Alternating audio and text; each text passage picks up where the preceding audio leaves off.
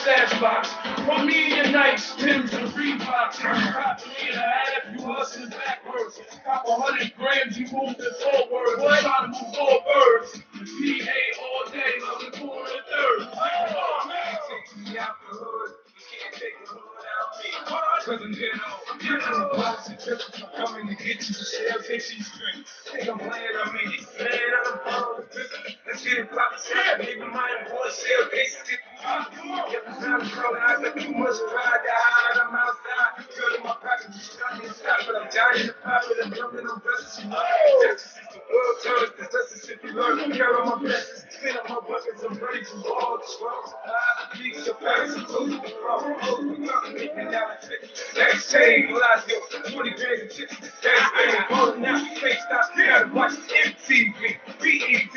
Nigga, you see me. I'm looking for bad. Cause I'm doing good. Cause niggas killing me. Only you and your hood. And it hurts that you love me. You don't love your back. You know you just rapping and you don't fucking yeah, explain to the niggas in your hood, nigga. They know you fucking true, nigga. Tell them I can't do it, baby. I see you niggas know me, nigga. Actually, I'm out of nigga. Right there, the news, nigga. You see them talking about me, nigga. I'm in the middle. Okay. It's time, guys. It's time.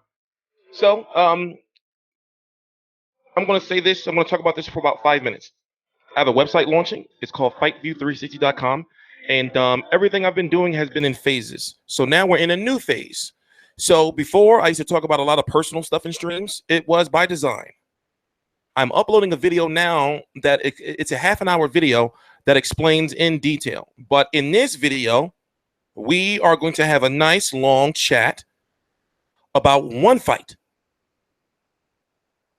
Thurman versus Garcia. I am TstreeT Controversy. This is TstreeT Controversy Live with FightView360.com. And I cover every single fight live. So let me get the chat open. And so I can see you guys' questions. And I was at Garcia versus Vargas last night as media.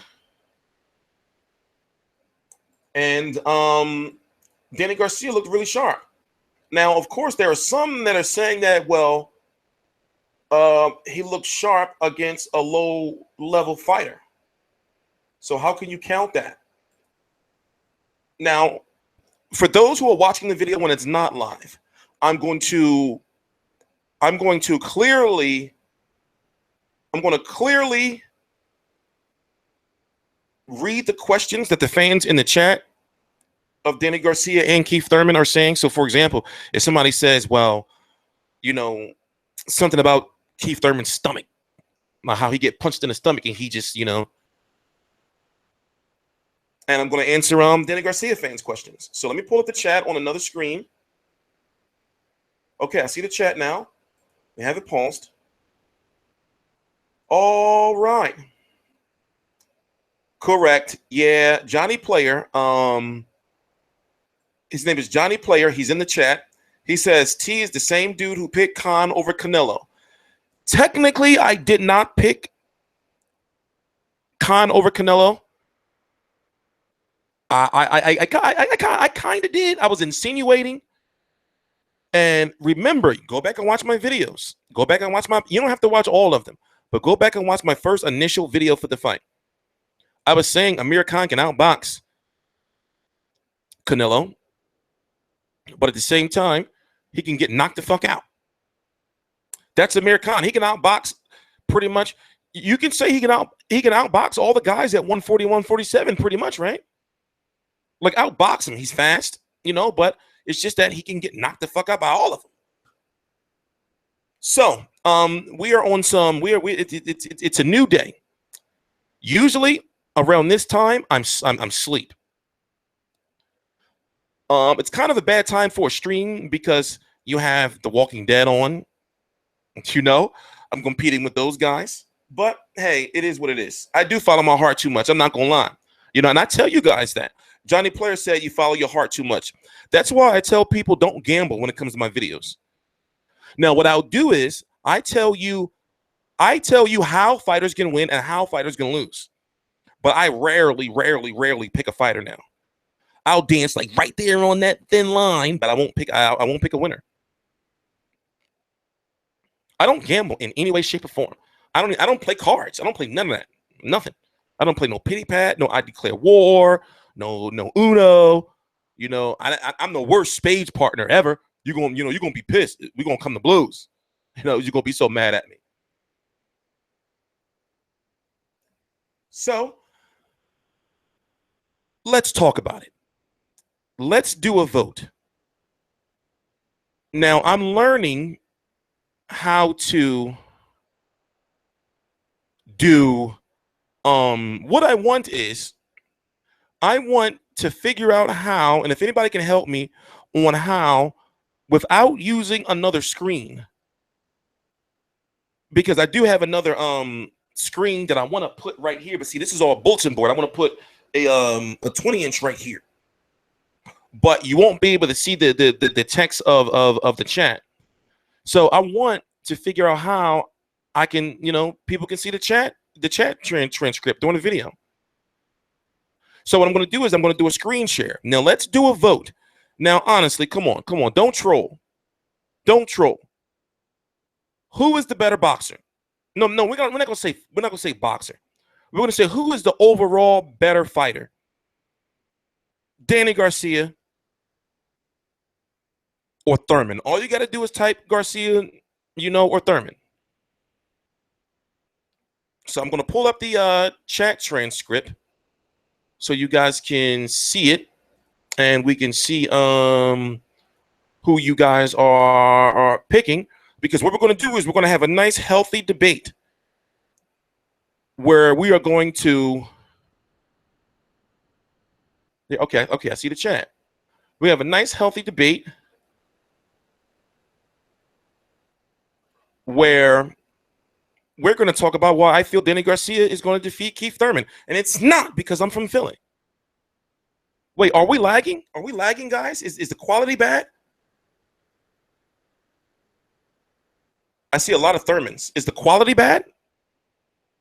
See, I'm uploading a very long video at the same time. I'm uploading a video. Is the picture quality really bad? I see your votes. I see all Thurmans. The picture quality looks like shit. Okay, let me stop. What I'm going to do is I'm going to stop uploading this video. So let me hit cancel. Cancel. And what's going to happen is the picture quality is going to get better over time. So it's probably going to take like a couple of minutes for the picture quality to get better.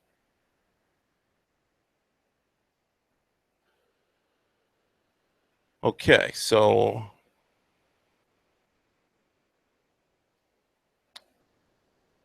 I stopped uploading the video. I'm just going to have to upload it when I'm after the stream. All right. Okay, so I see all these Thurmans. I'm fixing the picture. I'm fixing the picture quality. Give me 1 minute. Cognito.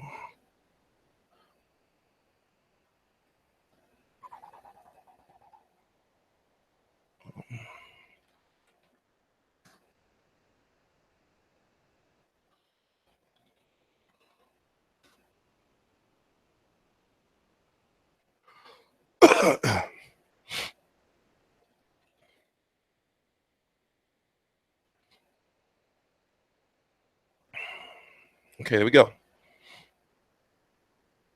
Okay, yeah, it's better. All right, cool, got better. So screen share, application right there. There we go. There we go. Can I close this? No.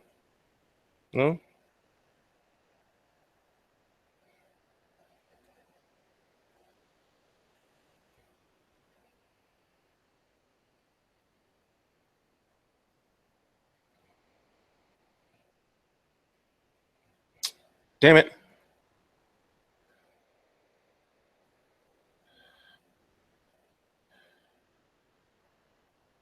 I gotta fix this. I'm sorry, guys. I'm sorry. There's got to be a better way to do this. There's got to be a better way to do this. Okay, but y'all can see it for the most part. You can see it for the most part, right? Let me see. What's this?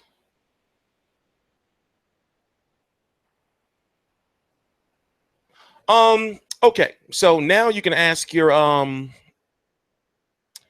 now we can do the vote. I see everybody talking about, you know how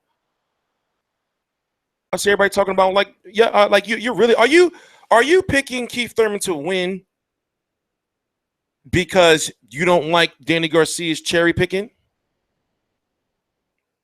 Or are you picking Thurman to win because you really feel Thurman is better than Danny Garcia? This is what I want to know.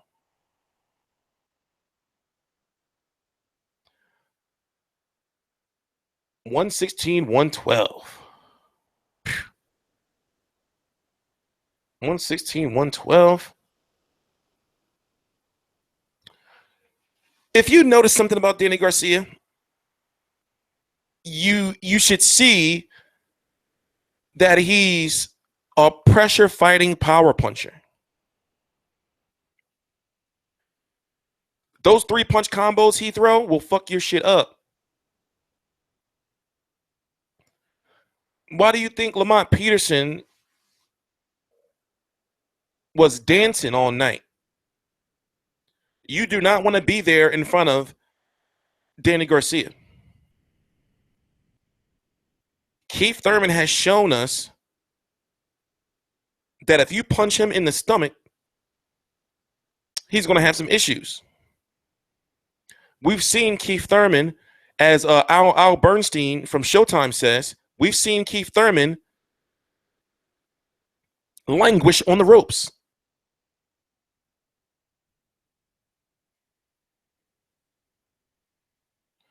So, you know, I'm confused, guys. I'm confused. But I do have to give Keith Thurman credit. I do have to give Keith Thurman credit. Excuse me. We have not seen Danny get hit with a clean shot right dead in the face in quite some time from a fighter with power like Keith Thurman, a young fighter. In fact, let's go. Let's go look at Danny Garcia's resume. Look at his resume, and let's talk about them.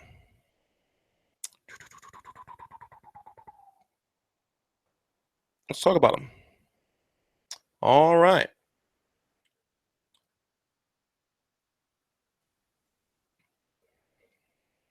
Let's talk about it.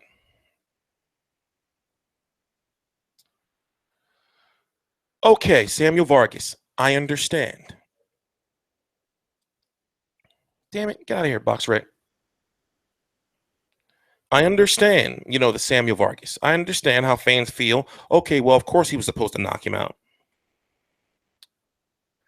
Robert Guerrero is a multiple division champion who's only 33 years old, by the way. Now, looking at Robert Guerrero's record, he lost to Floyd Mayweather. Of course he was going to lose to Floyd Mayweather. He took all that time off. This was around the time when they say he was ducking Keith Thurman because Keith Thurman wasn't a name yet.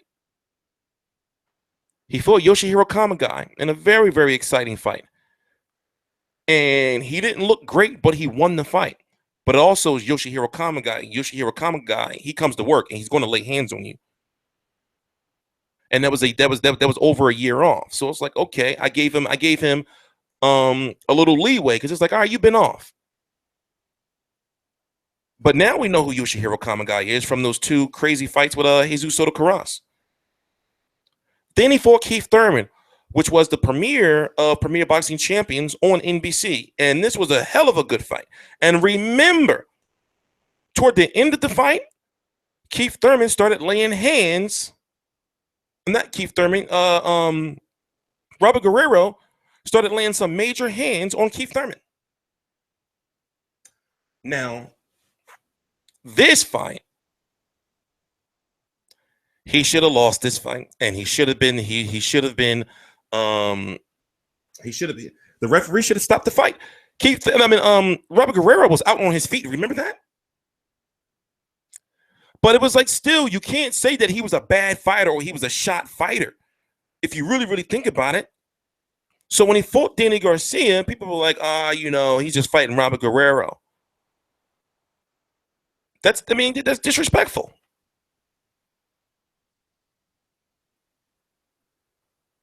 Johnny Player, you're being biased, T. No, you can't say I'm being biased yet because we haven't got to Kieth Thurman yet. We're talking about Danny Garcia first. We got to talk about Kieth Thurman. Don't worry, I'm going somewhere with this. This is a stream about boxing. So therefore, we're going to be here for about 90 minutes. One half is going to be about Danny Garcia. The second half is going to be about Kieth Thurman. So ride with me. It's all going to make sense. Let's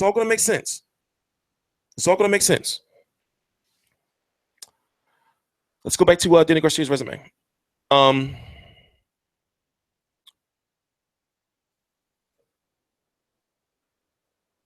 Oh, poor old Paulie. Now, Paulie had that big fight with Adrian Broner, which he lost. A lot of people say he won, but that's the fight where he exposed Adrian Broner for Adrian Broner's lack of foot movement and punch output.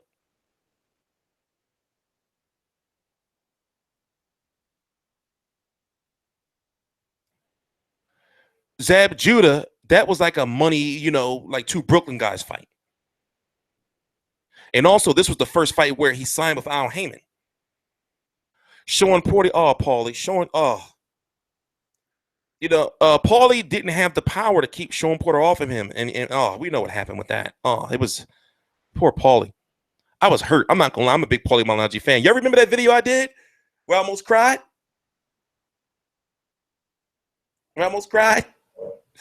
Poor Paulie. And then he fights Danny. It's like, okay, all right. But if you look, why was he getting so much shit? Why was Danny getting so much shit for fighting Paulie? I covered that fight live. Now, despite how you may view these fights, he's won 3 fights since.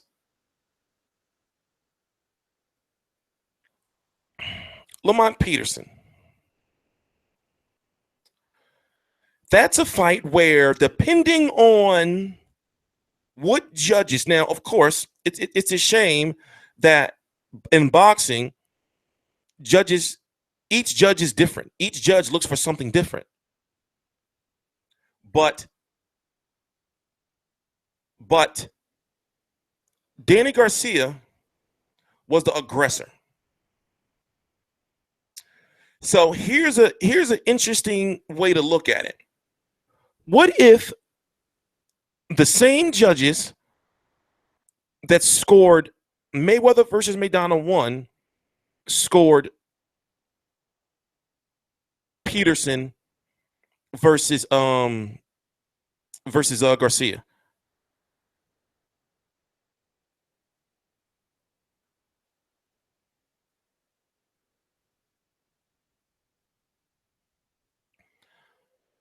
I really feel he won that fight.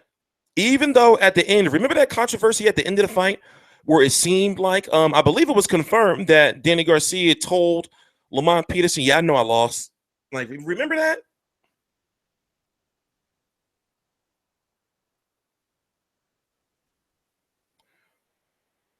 So it's like, I can understand how people can say Lamont Peterson won, but literally, when have you ever seen Lamont Peterson doing that much moving? And then the crazy thing was, remember he rehydrated to like 165?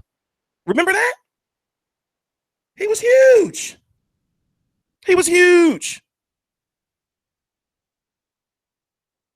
The Lamont Peterson that fought Amir Khan, where Amir Khan was like, yo, I don't know who that dude was, and he just kept coming at him. That wasn't the same. This Lamont Peterson was dancing the night away, man. He was on some Lionel Richie, like dancing on the ceiling, like he was on the ceiling. He was in the rafters dancing.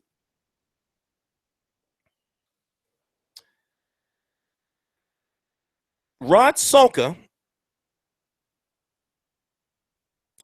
I'll tell you this. I'll tell you this. I can tell you guys now.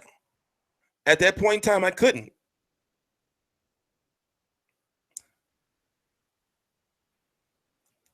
Let me read Ace's question. TstreeT can't predict. I don't recall him ever calling a fight correctly, but I don't call fights. I don't predict fights. Well, you probably wasn't here when I said it at the beginning of the video. What I do is I tell you how fighters can win. I tell you why I think they can win, but I rarely predict the fight. I'll dance like right there on that line. But deep down in my heart, I know who's supposed to win the fights. Don't get it twisted. I know who should win the fights. Don't get it twisted. You got to understand. I work on YouTube. My job is to promote fights and shit and to keep people on the edge of their seat. So, the Rod Salka fight. I'm always wrong, Kevin Herrera? Not always. I think you guys need to go watch some videos because right now you guys are really on some it's like you likely don't watch my videos. You likely don't watch my videos. Because I'll tell there's many videos where I'll tell you like, well, such and such is supposed to win, but I really feel that if he does this, for example, with that fucking Malik Scott bullshit yesterday. I didn't pick Malik Scott to win. I made you think I did, though.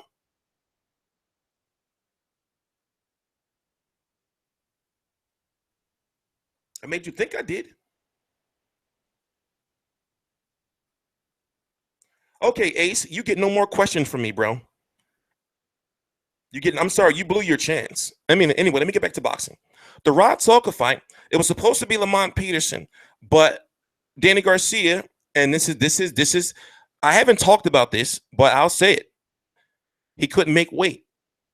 So they had to get a quick fight for him because they had a date for Showtime to fill, if I'm correct. And he couldn't make weight. He was having trouble making that 140 pounds.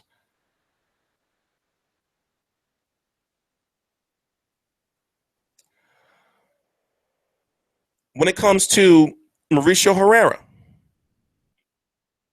Danny lost that fight, in my opinion. In fact, Danny was defeated in that fight, in my opinion. In my personal opinion. But you know what? You know what I do is I'm not one of those people who, if you're wrong or if I think you're wrong, I'm not going to tell you, oh, no, you're wrong. I respect everybody's opinions. You'll never hear me do that. You don't never hear me do that. Like when people say Lara beat Canelo, even though I feel Canelo beat Lara, I say, okay, I can see how you can say that. I can see how you can see that. I can see how you're saying that. I can see from your side.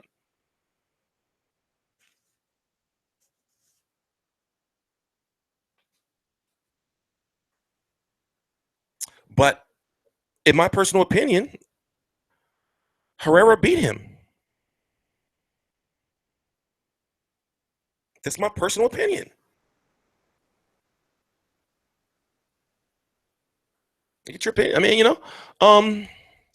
what was I looking up? What was I looking up again? Oh yeah, let me see if I can find it.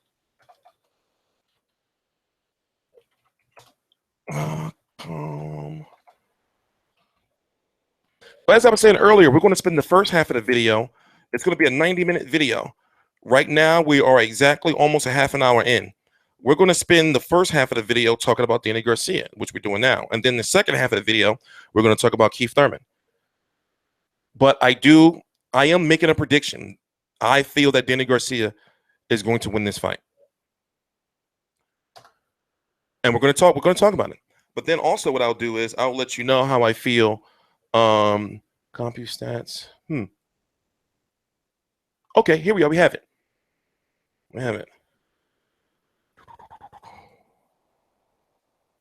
Sure. Is it? Can you guys see it? Before we start talking, I'm gonna give you a couple of minutes to look this over.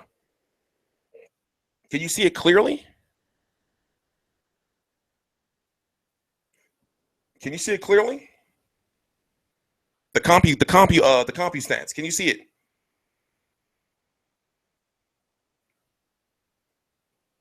Okay, cool. Y'all can see it. All right. Now,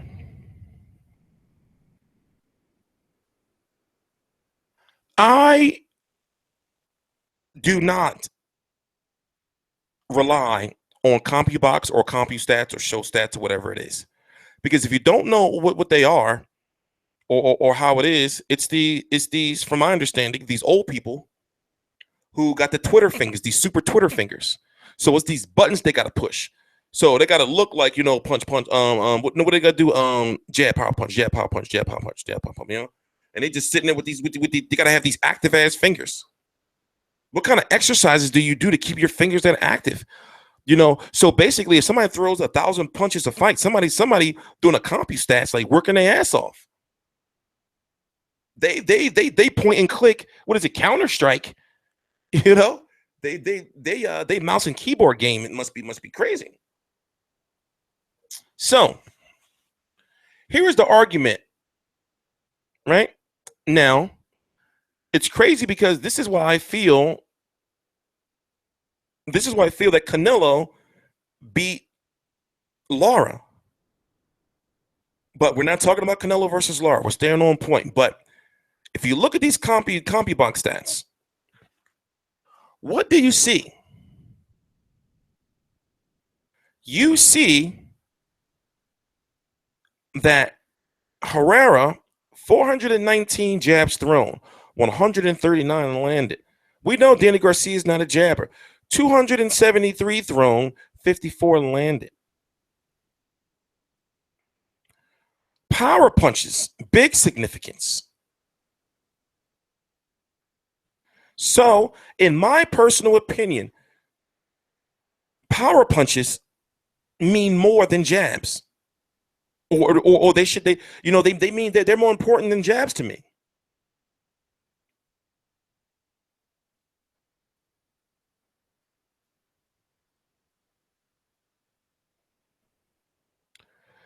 But Herrera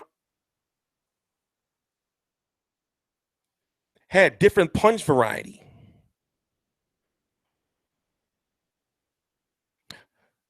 I got to go back to talk about what I said about Lara. Lara, if you know what Lara was doing, jab, left, 1-2.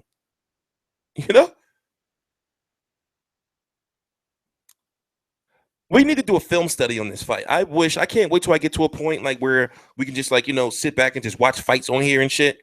Not get copyrighted. I'm not. They can take the money. You can take the money. Just let me watch the fights on here with you guys. You can make all the money off of it. Promoters, if you're watching.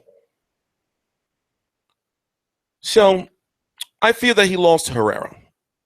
And the sad thing is, the ship has sailed for a rematch. That ship didn't sail. You know why it sailed? Because they're beefing.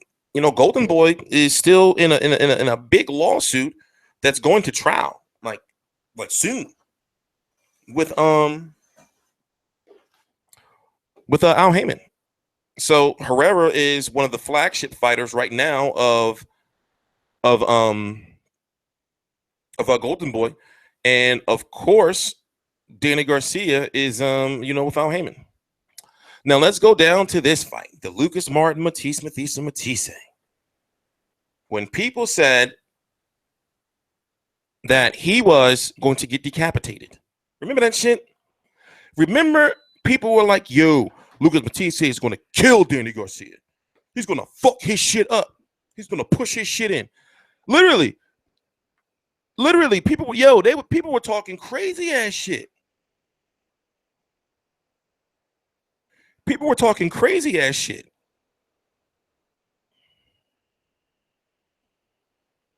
People were talking crazy ass shit.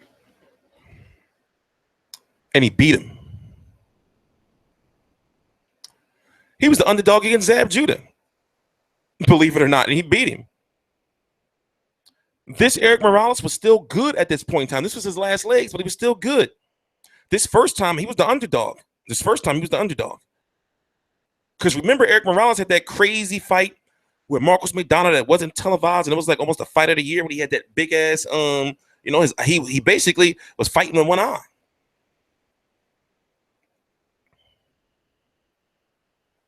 When you look at Danny Garcia's resume,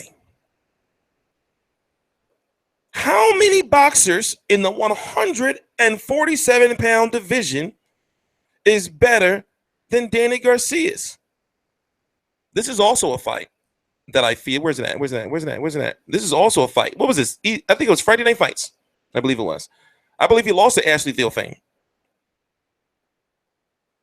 But if you look at the names on his list, then Angel Garcia told me a personal story about this fight. They said they took this fight in like what, an hour or 2 hours notice. I did the video. You keep saying that I'm from Philly and we stick together. I'm telling you that we're going to talk about the same way we're talking about Danny Garcia. We're going to talk about Kieth Thurman too. It's a 50-50 video. So hang in there. I'm making my point. When you look at his resume, right? Now I'm talking about names that should be known amongst hardcores, whether you think they're good or not. When you look at Ashley Theophane, when you look at Mike Ornanas, when you look at Nate Campbell, when you look at Kendall Holt, Eric Morales, Amir Khan, Zab Judah, Lucas Matisse, Mauricio Herrera, Lamont Peterson, Paulie Malignaggi, Robert Guerrero, and now Kieth Thurman.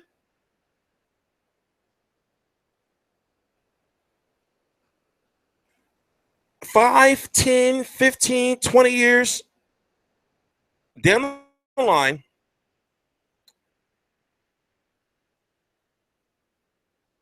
they're going to be talking about how good this guy's resume is, and he's still young, and he's not getting like the respect he deserves.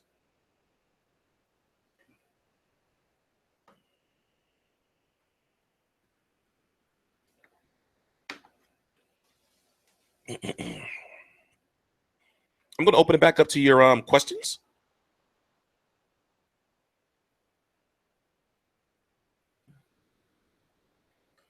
I'm going to open it back up to your questions.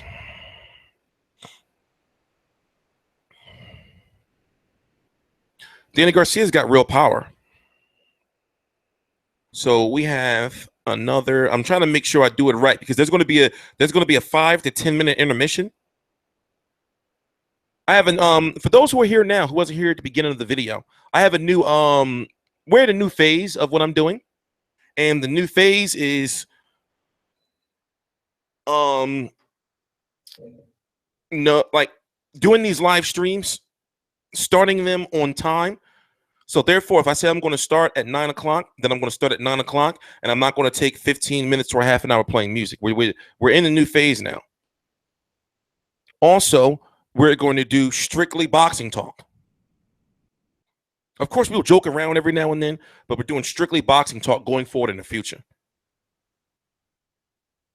So, believe it or not, I'm not even going to explain because I did a half an hour video that I'm going to upload later on to explain all of the new changes that are going on around here.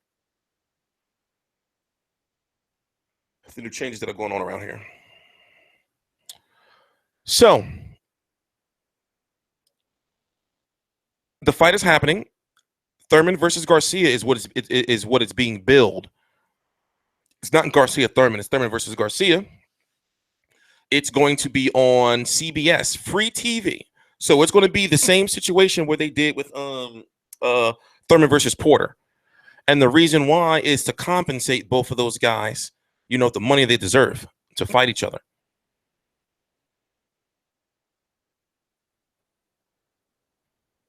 So it's going to be on March the 4th. No location is known. Each time I was saying I'm going to ask where the location is, I will forget. And last night at the media round table, it was a small post-fight press conference after Garcia versus Vargas. And none of the media thought to ask like where the location was. And me, I was doing so much stuff like setting up all this equipment and So these people huddled around, and you know. But Garcia versus Thurman, or Thurman versus Garcia, that's a Vegas fight, isn't it? You know, that's a Vegas fight. I would love for it to be in New York. That would be crazy. That would be crazy if it was in New York. But that would be, that's that fight has Vegas all over it. Now, not T-Mobile Arena. Yeah, I mean, yeah. Because I want to see what the turnout is really going to be in the atmosphere for Kovalev versus Ward. And I think that Thurman versus Garcia is on the same level as Kovalev versus Ward as far as significance. Somebody's it's got to go.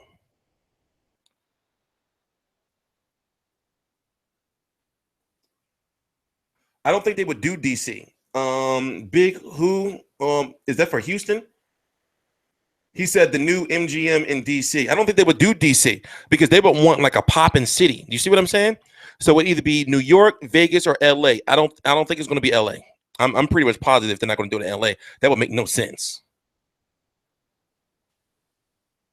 But it would do, that fight would do well in New York, in the Barclays Centers where it will be, of course, and it would be lit, just like Thurman Porter was. But Garcia, Thurman Garcia, it just seems like it has Vegas written all over it.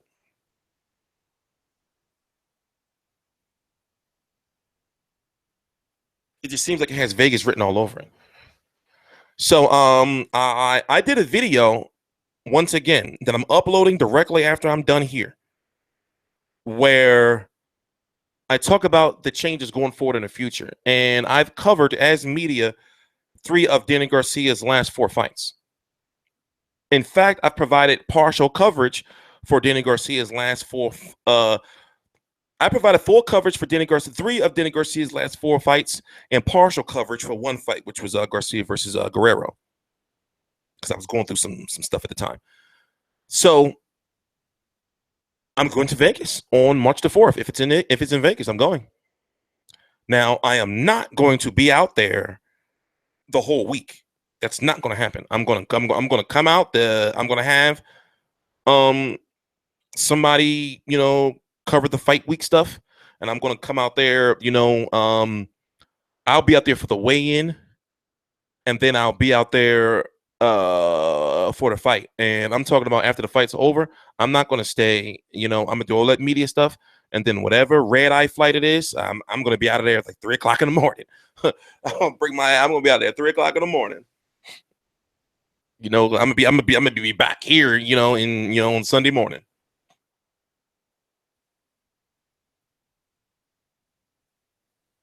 Fgerd, New York. If I mispronounce your name, make sure you know how sound it out for me, so spell it so I don't be messing your name up. Any idea on how much money they could make each? Honestly, I think that this is how it works. If the fight was on NBC,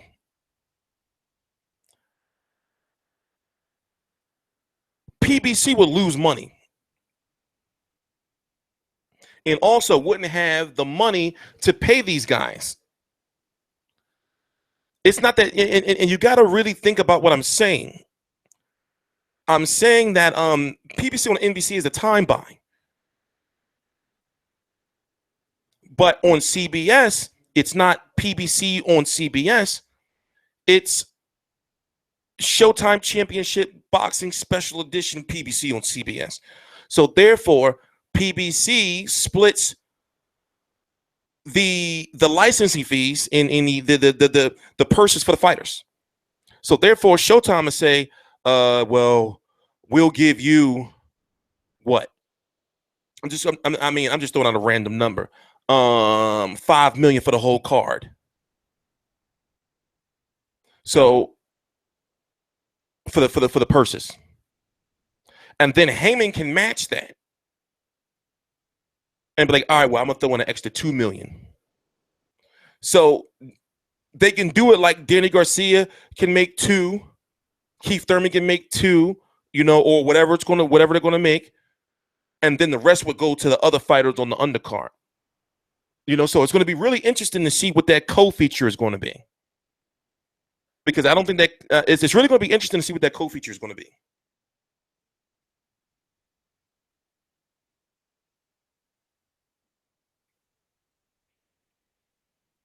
Yeah. What's your name? Boston Jorge. Yes. It's like this. It's no secret that Premier Boxing Champions has had some financial issues, but yet it's idiotic to say that they're going out of business. It's idiotic to say that they're going out of business. So I've been trying to learn how Al Heyman contracts work. I have one Al Heyman contract, and it's the Adonis Stevenson contract, but I don't know if it's still active or not. I have the old Adonis Stevenson contract when he first signed with him. We don't know how much he signs his fighters for, but one thing we know is he gives out a lot of advances, and he gives his fighters some type of signing money. But we don't. I don't know if he pays the fighters too anymore. Because, for example, when Chavez Jr. first signed with Al Heyman, he had a check for the fight and also a check from Heyman for like a signing type bonus thing. So you can't really say that Heyman is giving the fighters that I guess what you call backdoor money every fight, because we don't is I don't think he does that like with every fight. How did they get the contract? Sources. I have the full contract for Wilder. I showed it already. I have the full contract for like Wilder and the fight contract for Wilder and Povetkin and the lawsuit stuff, all that. So I'm getting better at getting like my hands on like legal material. It's this guy. What is his name?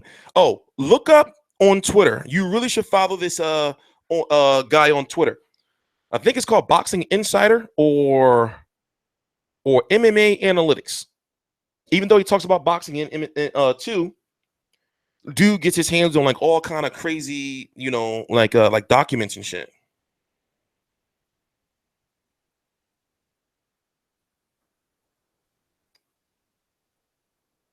Fun Bear Stuff says that's why AB is broke. It is heavily rumored that Adrian Broner gets a lot of advances. Heavily rumored.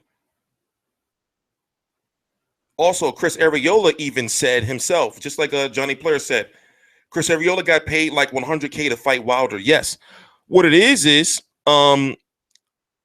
Chris Arreola somewhere addressed the fact that he's got to keep fighting because he owes Al Heyman so much money.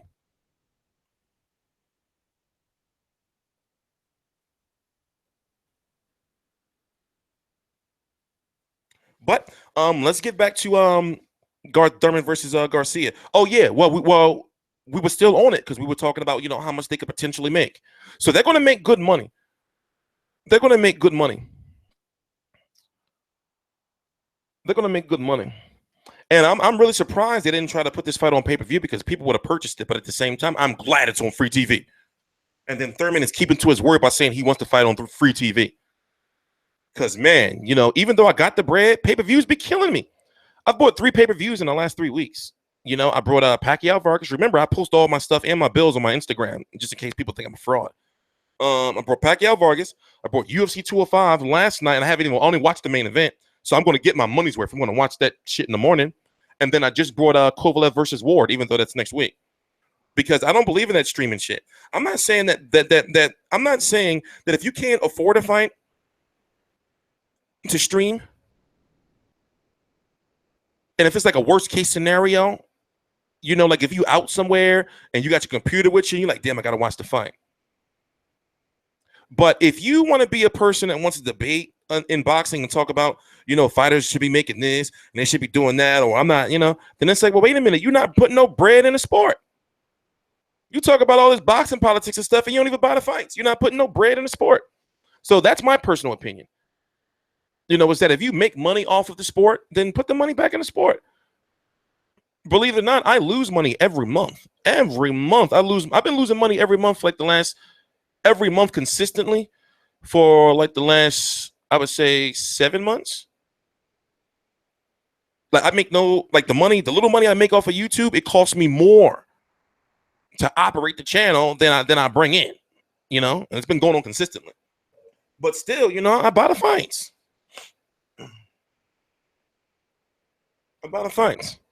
Now I can understand when people say they wasn't gonna buy, Canelo versus Smith. I can understand that.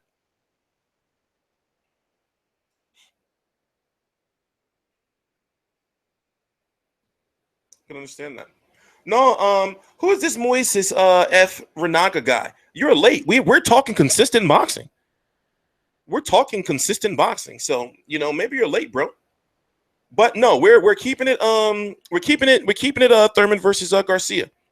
So I had to drag out this last 10 minutes talking about other stuff because now we got to move on to Keith Thurman's resume and talk about him. So my prediction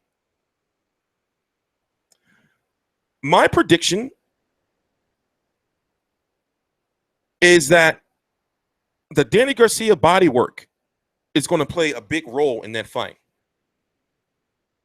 Now, we've learned in 2 fights now, 2 back-to-back fights, that Keith Thurman, let me put them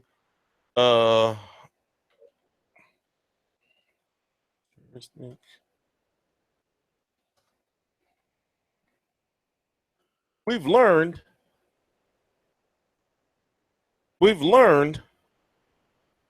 that Mr. One-Time Keith Thurman has a nice ass bike. He's got some old futuristic shit. His bike is crazy. Look at his bike. You guys, look at his bike.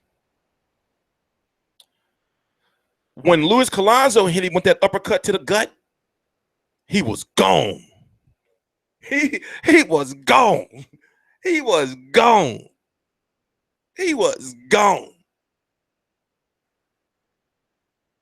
When Sean Porter punched his ass in the stomach, his ponytail, he was gone, but his ponytail was still there. He was out. This Keith Thurman. He was gone. Yo, I want to see. Yo, he was on that bike, yo. He was on that bike. Dude was gone. His ponytail all flapping around. his braided ponytail all flapping around and shit. I've been watching this shit in slow motion. You see him, and you see Sean Porter coming at him. He was looking like, yo. He was gone. Dude was gone. But now that we're moving on to Keith Thurman, remember that shot that Sean Porter took from Keith Thurman and his legs buckled? And the instincts, which were great, by the way, of Sean Porter went. He's like, oh, I'm going to tie this motherfucker up. Excuse my language, but the reason why I use such profane language when I talk about this type of stuff is because I want you to understand what I'm saying. Keith Thurman will punch the shit out of you in your face. He will punch the shit out of you in your face. How is Danny Garcia's chin going to hold up? Danny Garcia has not been known to have any problems with his chin. But he hasn't fought a fighter, as we went through his resume, that has the power of a Keith Thurman. A young fighter that has the power of Keith Thurman. You see what I'm saying? It's cold as shit in here. Fucking freezing. So, how is Danny's face going to hold up? And what it is Keith Thurman fights, like his combinations are accurate. Let's pull up his resume. Keith Thurman's combinations are accurate. So once again, let's look at Danny Garcia's resume one more time before we move on to we're not going to go through the resume, but I want to make a point here real quick. Since people want to say, you're biased. No, we're keeping it. I'm just telling the way I feel. Samuel Vargas don't hit like Keith Thurman. Robert Guerrero don't hit like Keith Thurman. Remember, Robert Guerrero's he's a former 126-pound champion. Paulie Malignaggi, pillow fists definitely don't hit like Keith Thurman. Lamont Peterson don't hit nowhere near as accurate as Keith Thurman. Oh God, this guy, whatever. Mauricio Herrera, he just outworks you. The only person was Lucas Matisse. And Danny took his soul. Zab Judah don't hit like Thurman. Eric Morales don't hit like Thurman. Khan don't hit like Thurman.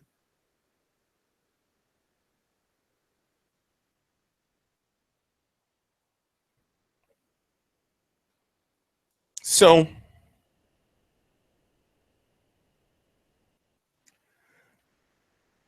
how is Danny Face going to hold up? He's going to take some shots. He's going to take some shots. He's going to take some shots. How's his face going to hold up? Keith Thurman is not known to be a body puncher.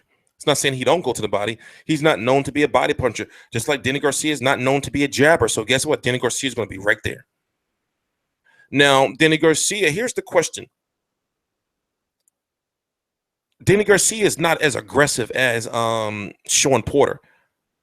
So you have to say, well, Keith Thurman wasn't ready or didn't know how to adjust. Even though he won the fight, he was having trouble adjusting to that barrage, that onslaught of Sean Porter. But Danny Garcia, he's not going to be, even though he's a pressure fighter, he doesn't, do all that shit Sean Porter was doing. And that could be the key to victory for Keith Thurman if he takes his time and moves. He's going to have to do a lot of moving.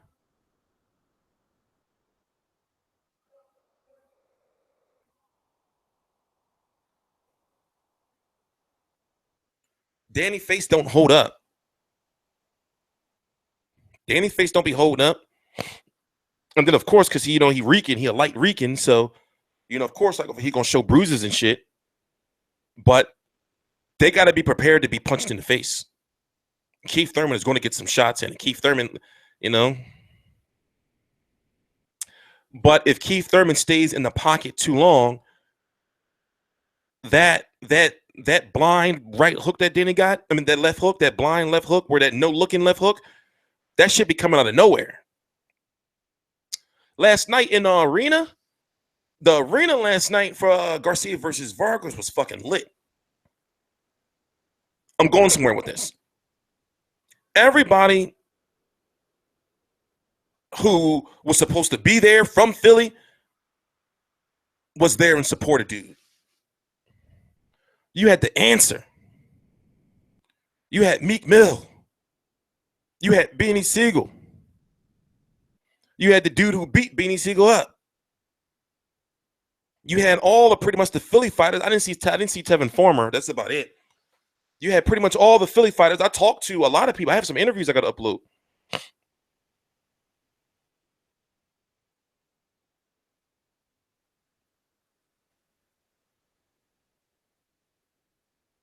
No, Kevin Herrera said you thought it was lit because you don't go out. Did you hear who I said was there?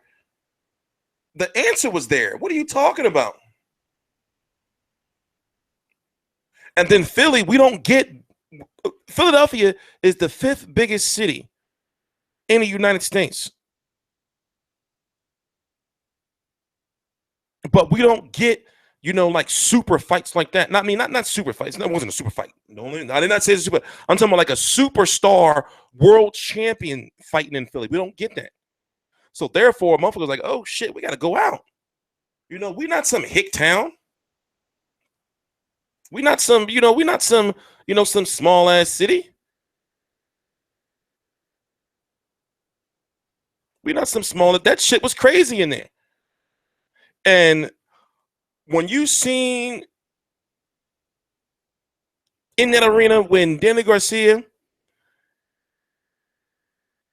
hit Samuel Vargas and Samuel Vargas did the back roll, the monkey roll, whatever that shit's called, backwards.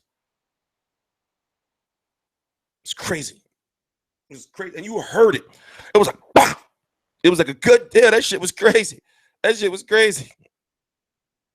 That shit was crazy. And it just be coming out of nowhere. That shit just came out of nowhere.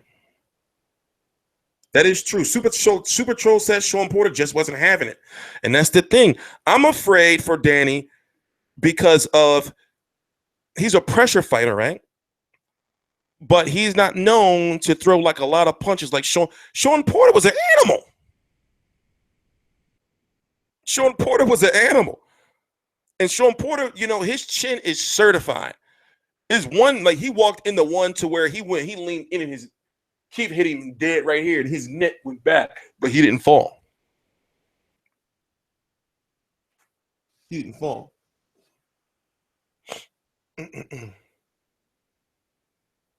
People were saying that another thing that haters were saying was that PBC was giving out free tickets for that fight. Nah, bro. That was Philly people that came. Not that fight. They didn't give out not that fight. Not that fight. And also, you know, not that fight. Not that fight. But Danny is slow on his feet. Danny's slow on his feet. And he doesn't have too much upper body movement. But you have to respect that power. You do not want to be. You don't want to stand in front of him. He's just gonna keep firing, and what he'll do is he'll fire in like three punch bursts, and then he'll take a couple seconds and fire again, and take a couple seconds, fire again, and those shits be hard. I've seen him. I've been to his I've seen him train multiple times, and he be fucking those bags up.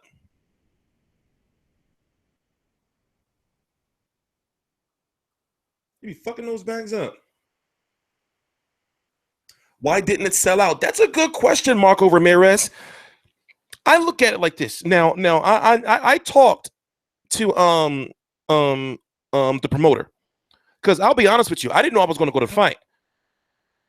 I didn't know I was going to go to the fight, so I got my credentials. Literally, I got approved to go to the fight the day of the fight because remember I told you guys I was sick.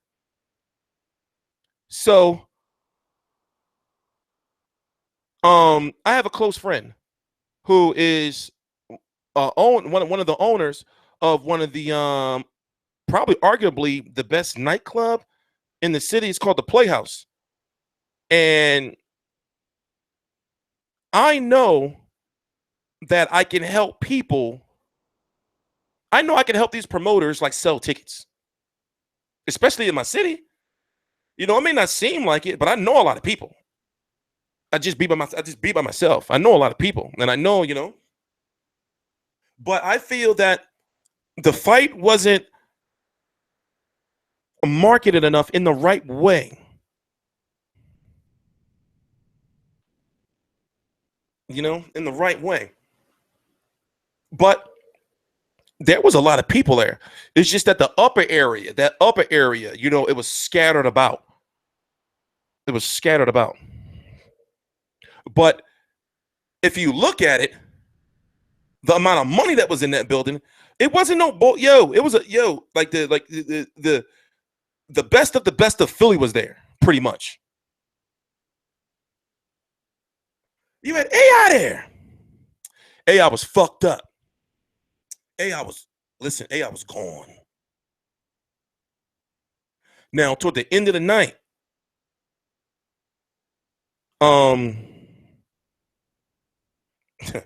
but you know, he retired. So you know, that's AI. I've been watching him since I was a kid. Yes, the fight was a success. The fight was definitely a success. You had so much money in there. There's so much money in there.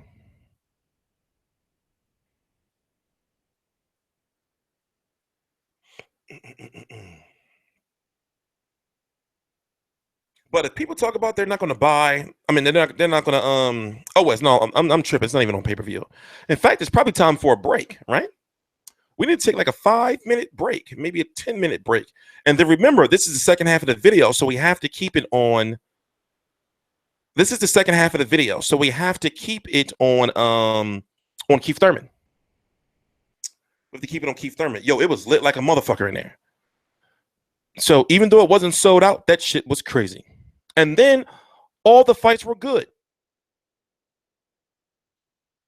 The Javier Fortuna fight was good, even though we're not going to talk about that fight because I haven't even watched it yet. I was there obviously, but I haven't sat down and watched it. The Jojo Dan was laying some hands on Swift Hurd early in the fight.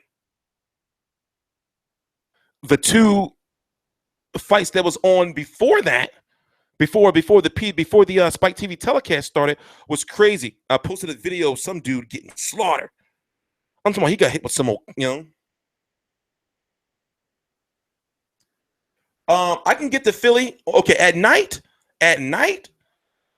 I can get to New York. I can get to Manhattan. I can get to the Barclays Center in 2 hours. It's about, on average. At night I can get to the Barclays Center at like an hour 45 minutes. About an hour 45 minutes. It all depends on how you drive.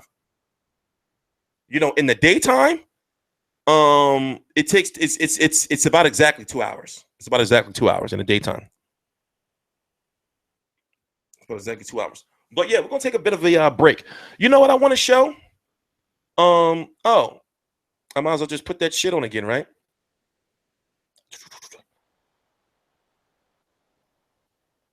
How am I gonna do it?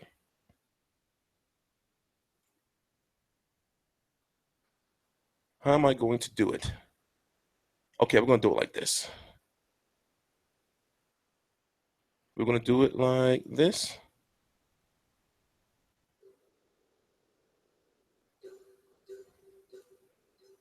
That's not gonna work.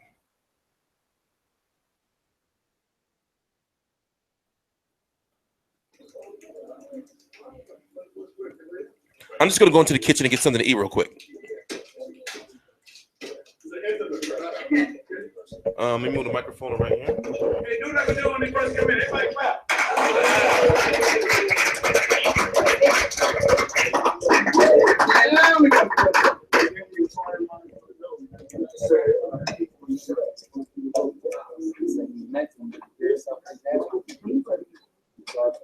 Oh, you know what? You know what I'm gonna do? You're not gonna be able to hear it like that. Can you guys hear it? No, you can't. I'm gonna do it this way. Hang in there. So I'm gonna pause that right there. Give me 1 minute, guys. Give me 1 minute. It's only like 10 minutes long anyway. And they wasn't even going to have this originally. They was going to have this originally.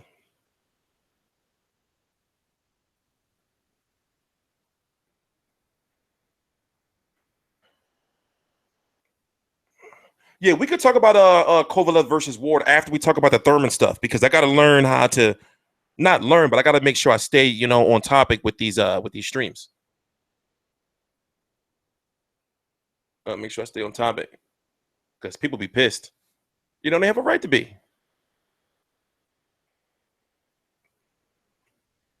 But I had to do. I had to get all that stuff out of the way. Told you it's all about design, whether you like it or not.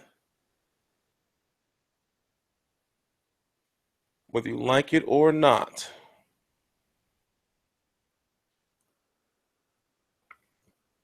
Okay.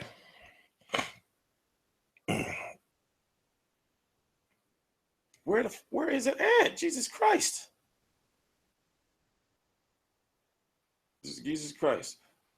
Billy Joe Saunders fights soon. We're just doing Thurman questions, guys. We're just doing Thurman questions, guys. I mean, yeah, Thurman, Danny Garcia questions. The home of Cowboys Hall of Fame defensive tackle Randy White, and also the WNBA's very own Elena.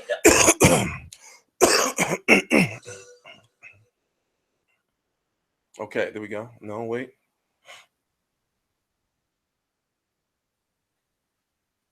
He said I ain't a charity, and I said, yeah. Danny, can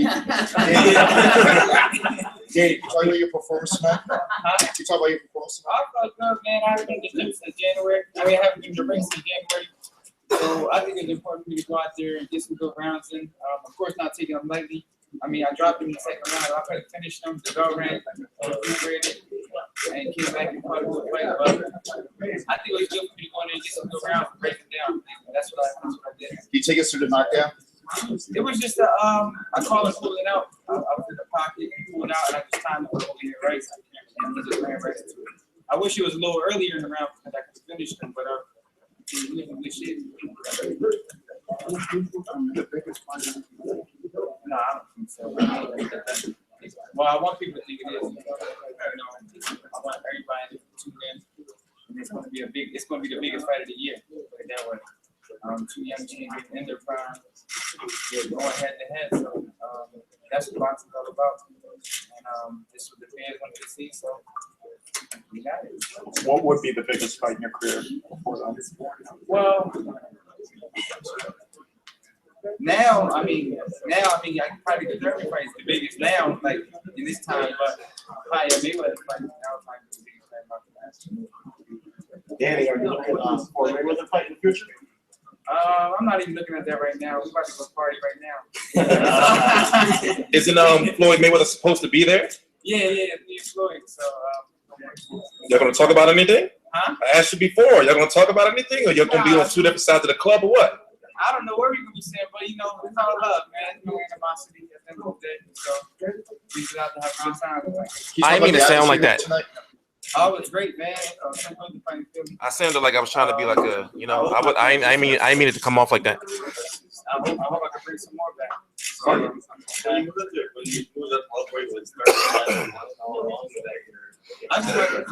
My goal was to, when I want to come on 47, that's what 25 titles. Whoever was the champion, I unified 140, I'm going to do it again on 147. So I want to put myself in history books to brief it up. So I think unifying another division is going to put me in that league. Hey, this question. I interviewed Thurman on his way out. He said, you know, Danny's slow. Actually, yes, I did run out of breath. Kevin Herrera. Is there anything that you are going to add to your arsenal? Well, no, I mean, Danny, he could have did more. You're right. Because to me, he did great. To me, he did okay. So I see him because he thinks he could have did better. But at the end of the day, we know what he brings to the table. He ain't got no body. He can't get touched. You see what Galazzo is doing. And the one thing, like I told you before, Danny don't smoke hookah, he don't drink alcohol. And he don't, I don't know if he smoke weed or not. Nah. No, that's true. Oh, I was saying.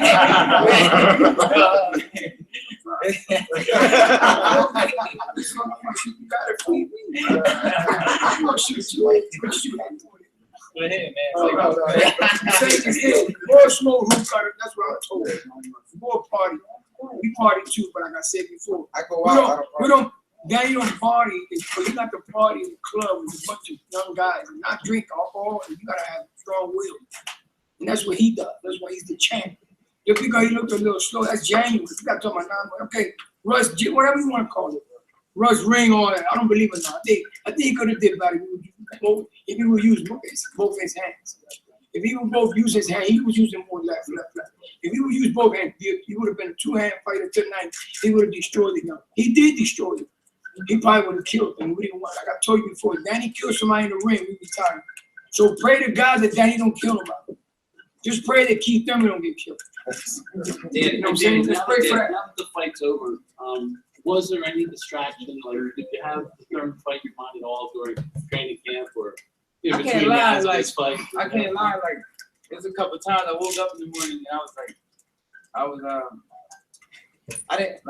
I was just thinking about both fights, like fighting them the same night. Like that's how, like I felt like that adrenaline in me, like, but nah, man, I had to come here. I had to come here focused. Cause you get distracted, you know. I got Allen Iverson, Meek Mill come out, walk me out to the ring. So I think that was great for Philadelphia to see all the stars come out and support each other. So I think that was a great look for Philadelphia in my sports scene or just in general, you know, a lot of people say a lot of people in Philadelphia don't stick together. So I think just us showing that, you know, no matter who we are or what we do, we're gonna rock with each other. Besides what you said in the ring, what do you have to say to Keith Thurman? No, I really have not much to say. That was just in the time of the moment. You know, I'm not the type of guy, you know, to talk to cameras. I'm the type of person I say it to your face. And that's what I did. And that's what it is. So March 4th. When you popped out of the Yeah. ropes.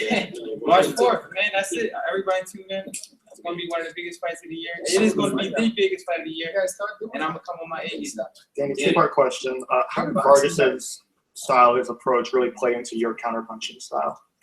I'm a good counterpuncher. I mean, that's one of my biggest weapons as a fighter. My counterpuncher.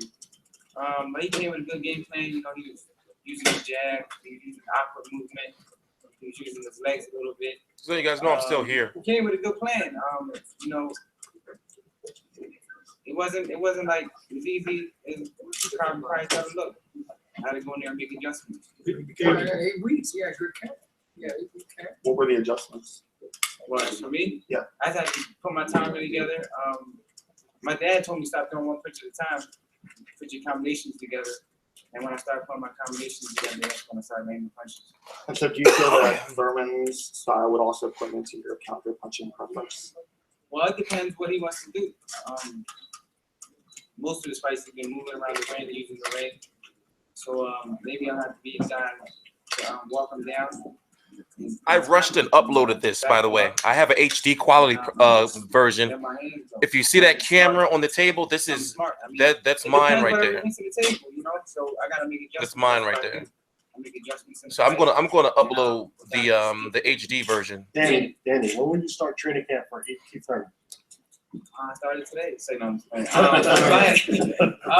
I'm gonna give myself a couple weeks. Probably after That's Fight Hype hand. That's Ben Thompson from Fight Hype. Yeah, Isn't that crazy? Seem to come out of character at all. What is it that Keith is bringing out? I mean, I've just been too quiet, man. I just feel like people overlook me sometimes. I think people overlook me sometimes because I'm quiet.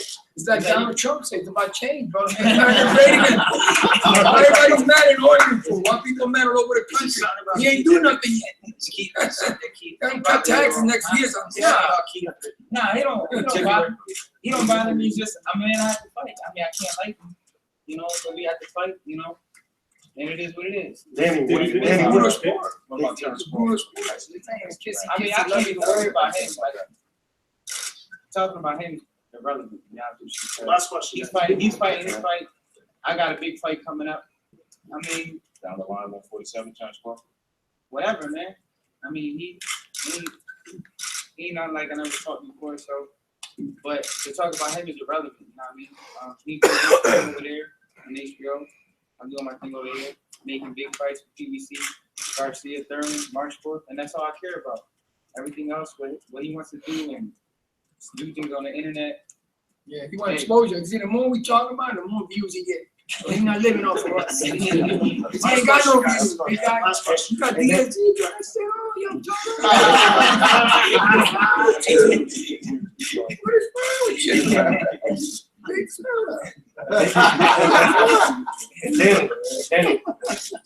Danny, what's your thoughts about Donald Trump winning the election? That's our last question. I mean, Can we have one other question? Andrew, can we have one other question? Stacey won. What else can we talk about? We gotta. Why you gonna wait for the other question on that shot? Thank you, guys. Have a good night. Well, I only got a few of these nights, yeah. All right. Yeah. That okay. We can get back to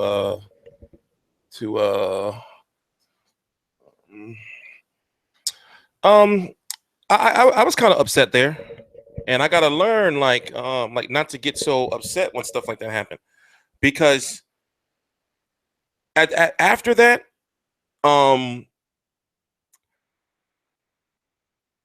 it's like when they say, all right, you know, last question, we're wrapping this up, and somebody asks like something that's not boxing related, people be pissed, but you know, it is what it is. Well, because what it is it's nothing wrong with his thoughts on Trump, but it's like that was the last question of the. It was late. That's the last question? What is this? Why is this coming on? It was late, and that's what you're gonna ask. So people were upset about that. Okay, I'm not gonna lie, I was upset. I ain't seen nobody else being upset, but I was upset. But anyway, moving on. Here's a random fact that I'm gonna do a video on. Did you know that Demetrius Andrade ducked Swift Hurd? Crazy. But I have to explain it in detail. Shout out to Hillcrest Boxing Gym. What is that on my hat? Shout out to Hillcrest Boxing Gym, and shout out to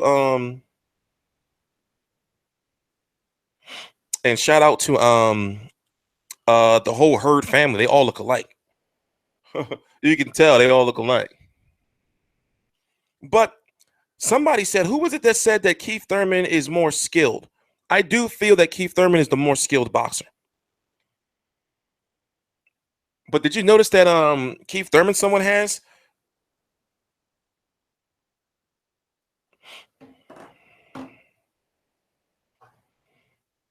Yeah, his yep, Andrade, I got the whole scoop, so I'm going to talk about it in the video. I got the whole scoop. I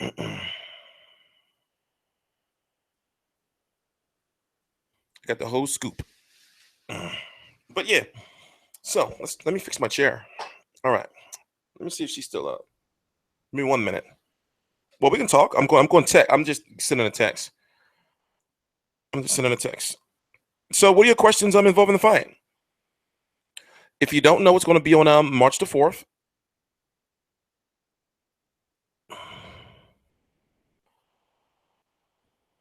it's no location yet. It's going to be on free TV. CBS. Yeah, what?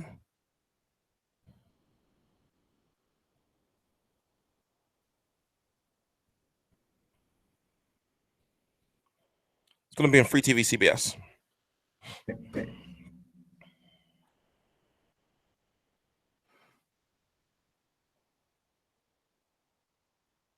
More skilled, but more reckless. I can say that Kieth Thurman. What do you mean? Marco Ramirez, he says Kieth Thurman is more skilled, but more reckless. What do you mean by reckless? Now, we've seen Kieth Thurman get cracked. Oh, yeah, that's the second part of the video. We got to look at Kieth Thurman's resume. We've seen Kieth Thurman get cracked.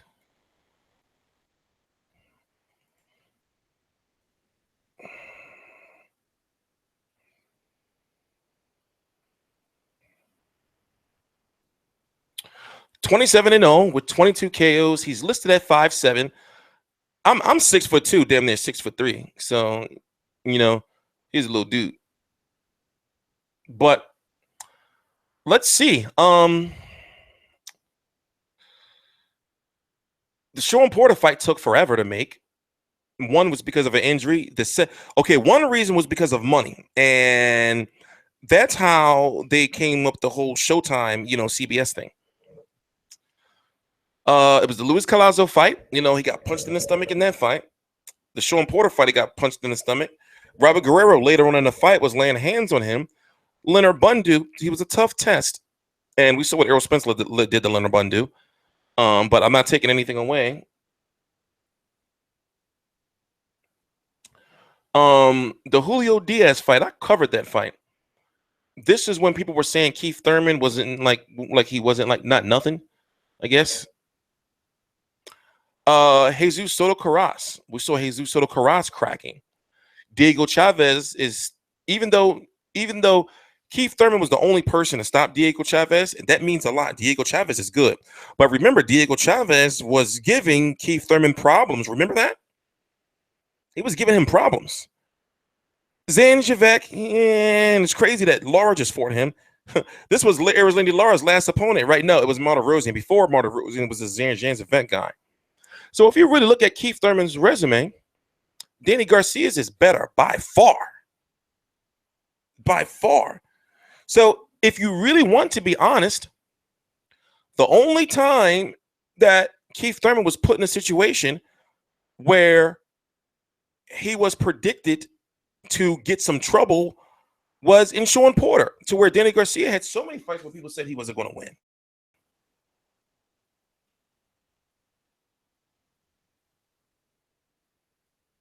So if you look at the fact that Danny Garcia is better than Luis Collazo, Danny Garcia is better than Robert Guerrero, better than all these guys. But yet Luis Collazo, Robert Guerrero, and Diego Chavez and Soto Carras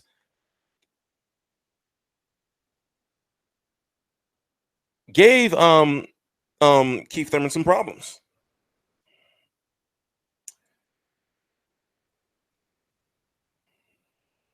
So, as we talked about, Kieth Thurman has the skills. You know, he has the skills. I wish we can, you know, show some highlights and me not get goddamn you know, copyrighted. Let me do this real quick. So I predict this. If Kieth Thurman moves, if Kieth Thurman fights a similar fight that Terrence Crawford fought against Victor Postol, then yes, he has a great solid chance to win. He's a solid chance to win.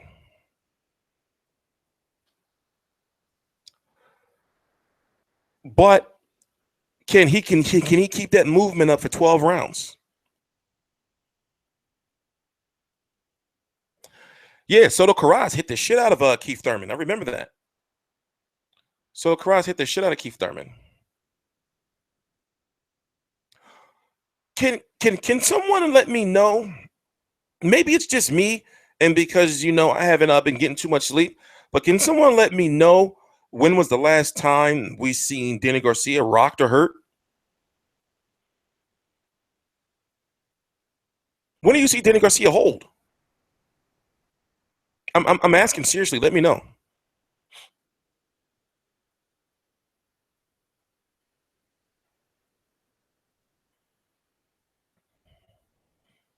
So we've seen Kieth Thurman get cracked up top, and we've seen him get cracked in the body.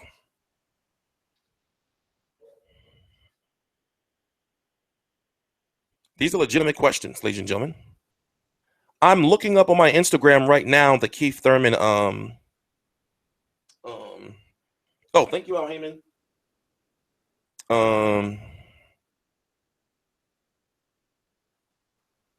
Hold on, let me go check out my food real quick.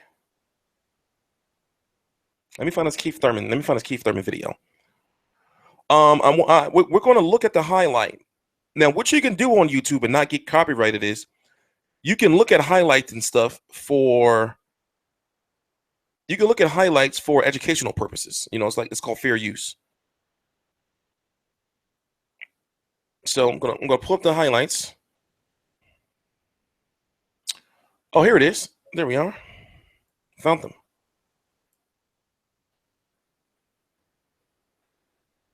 Okay.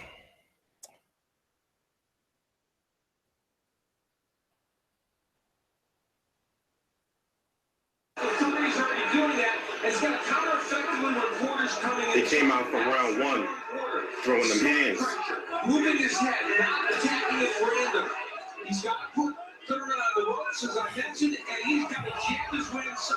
There's a punishing powerful jab. Trying to use the jab to get Kieth out of position, but Kieth smartly sliding to the sides, not getting himself back to the ropes. Thurman known for his swooping offense, holding the pressure on his opponents. Thurman known for his speed, his power, for his knocking triple. He can also parse as you caught corner with the could be a major punch in this fight.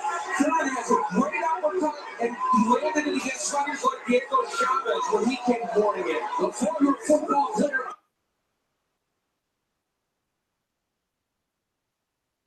Is this the one?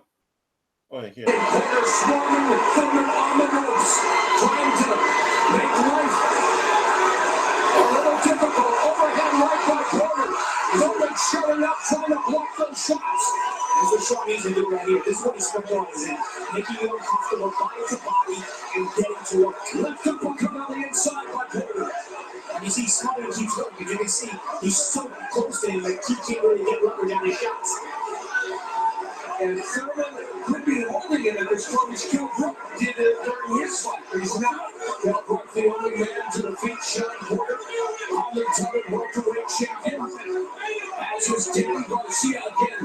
talent-rich division. Yes, Floyd Mayweather, Manny Pacquiao stepped aside for a moment, but these two looking to ascend to the throne. Thurman has really relied on his left hook early in this fight more than normal, and has landed several good ones. They're swarming with Thurman on the ropes, trying to make life a little difficult. Overhead right by Thurman. Thurman shutting up, trying to block those shots.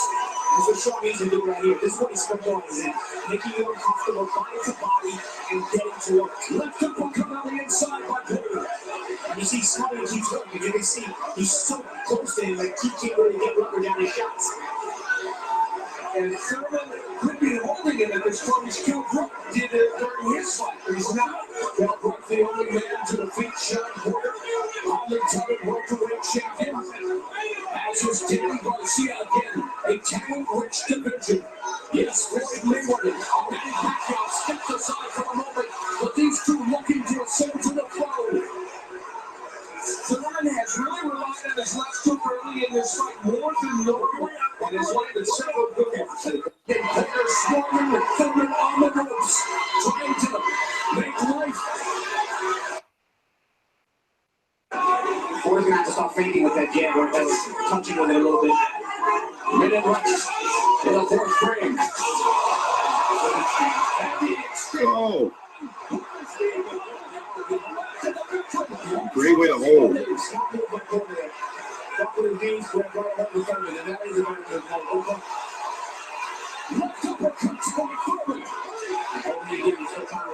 He's got two more coming up on our left eye.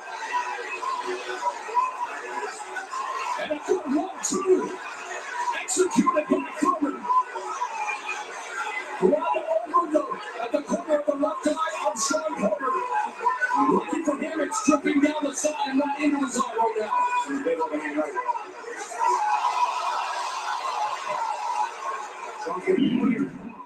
Some vicious exchanges in the last round, and you saw a huge left hook by Kieth Thurman. Got Sean Porter's attention. He's over. Porter's gonna have to stop fainting with that jab, or touching with it a little bit. Minute left in the fourth frame. Oh. Great way to hold. He's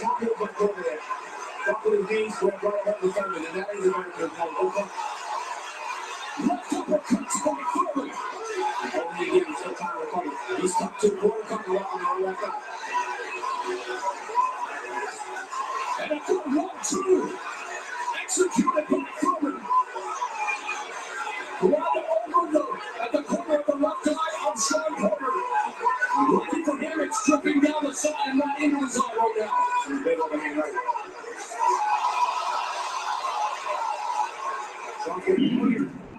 Some vicious exchanges in the last round, and you saw a huge left hook by Kieth Thurman. Watch how they turn up real quick. The jab, the left hook flies right after Thurman. Thurman intercepted Porter's right hand again with the jab. Left hook, the right hand got through for Porter. Goes to the body. Now another exchange. Thurman taking away at the body. Thurman firing back. Oh, the forearm doing whatever he can to irritate Thurman. Get him off. Watch how they turn up real quick. The jab, the left hook flies right after Thurman. Thurman intercepted his type of attack, but on his back foot, nice shot to the body. Body shot. The infamous. In his last fight, susceptible to those body shots, Kieth Thurman. Kieth Thurman can get back on that. A minute left in round 8. Well timed left hook to the body by Thurman. And that's one. Thurman just missed a home run ball of a right hand. Left uppercut on the inside, counter left hook to the head by Thurman. Thurman's jab has gone MIA as Porter continues to put on the pressure, trying to cut off the ring. Big right hand there, though, connected by Thurman. You see, it comes out to like a football player. Look at it. They will start expecting crazy. And then you got to love it. This is a fascinating matchup on every level. He will get to you any way he gets to. He does not do his type of attack. All right, I'm back. All right. Body shot. The infamous. All right, I'm back.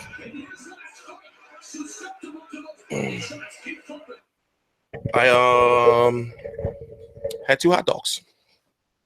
All right, so we're good now. Good. Let me get the chat back up.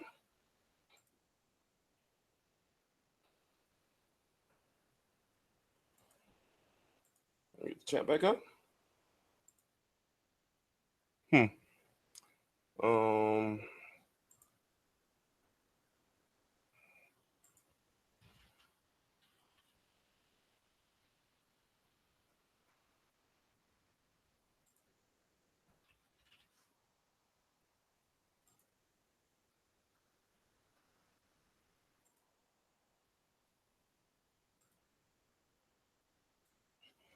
1 minute. Let me fix this microphone. Fuck this work. Jesus. All right. There we go.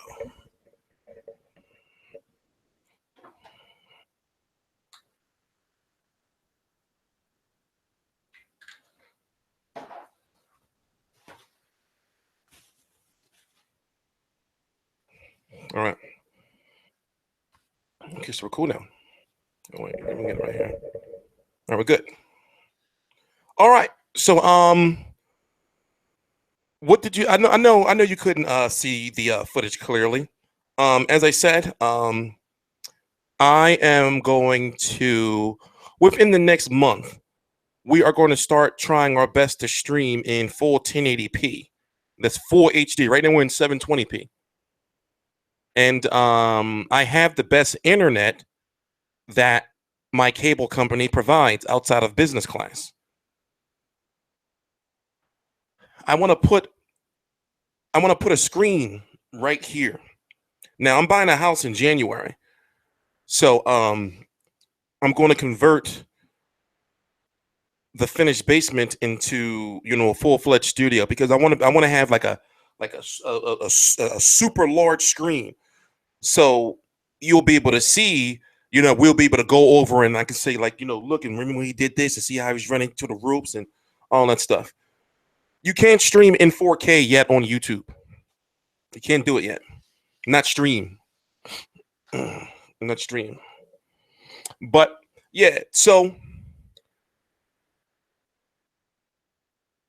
Danny Garcia is not going to fight like Sean Porter. Danny Garcia is not going to fight like Sean Porter. In my personal opinion, Danny Garcia is a more accurate pressure fighter than Sean Porter. Sean Porter smothers his own punches.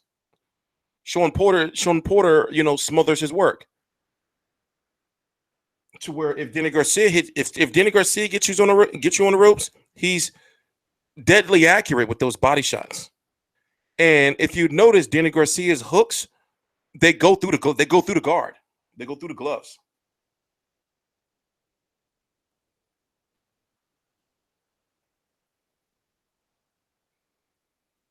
So I feel Danny Garcia is going to win. And if he doesn't, I told you guys I'm going to be at the fight. So if he doesn't, what I'm going to do is before I leave wherever the fight's going to be, I'm going to do my post-fight video there. Because if it's in Vegas, like I said, I'm not going to stay tonight. I'm going to, make sure I'm out of there. Like the fight, everything involved in the fight will definitely be over by like, if it's going to be on free TV,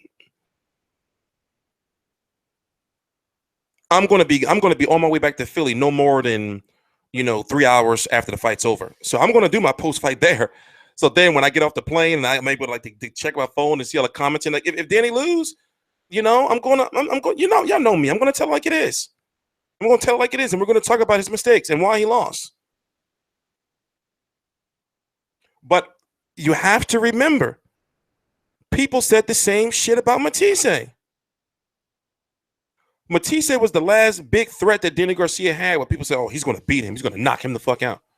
They were saying the same shit about Matisse.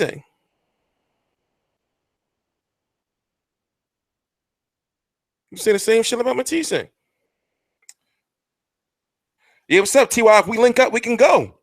I'm telling you now. I'm only going out there. I'm gonna go out there like that Friday. I'm gonna get there like that Friday morning, like probably like 3 hours before the weigh-in.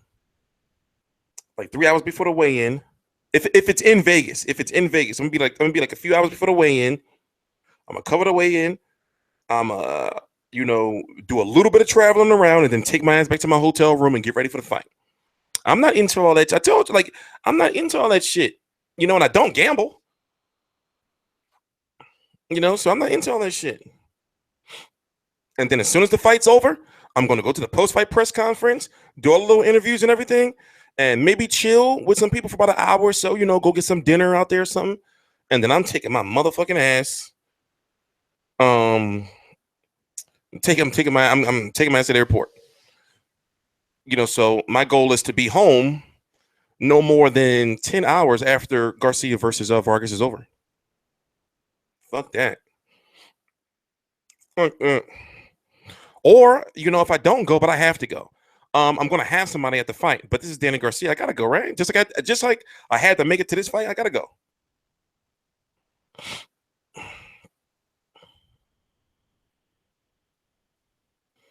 What do you think about how this is KOD Testimonies asking? What do you think about how the crowd reacted after Thurman talked crap in the ring after the fight? It was loud in there. It was loud. Now, what I was trying to do was I just started jetting up to like basically after the fight was over, I started jetting up to, like ringside. So I can, like get footage and everything. I have the footage. I just have it up. I got to get that out of the way. I might as well upload that now. Everybody's seen it already, but I still got to upload it just to have it uploaded. Okay, let me tell you how it went down. Now, Keith Thurman was there to sell the fight. That's why they put him on the announce team, to sell the fight and to hype up Thurman versus Garcia in the future. What they do is, it's all by design. They go to Keith Thurman and say, okay, as soon as Danny, after his post-fight interview, you go into the ring. It's all by design. You go into the ring and you talk some shit.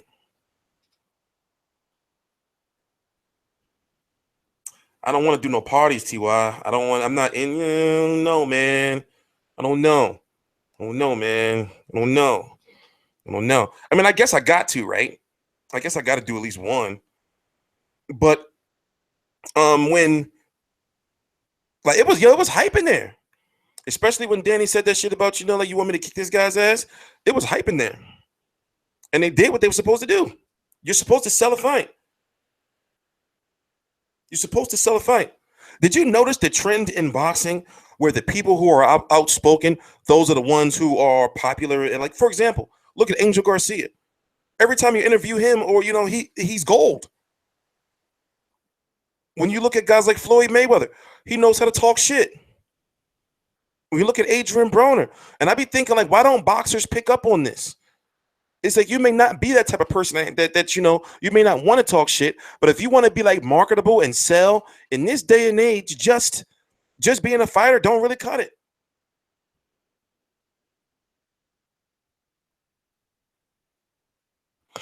Oh no, if I go to Vegas, if I go to Vegas, well, when I go to Vegas, I'm gonna make sure that my lungs are cool like 2 weeks before.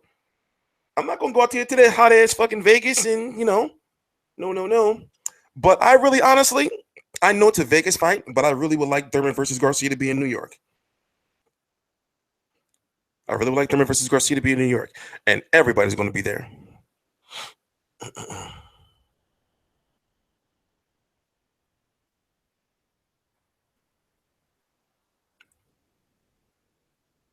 Yeah, it's not like that. It's not like that. The Wolf said back then only skills were needed to sell bouts.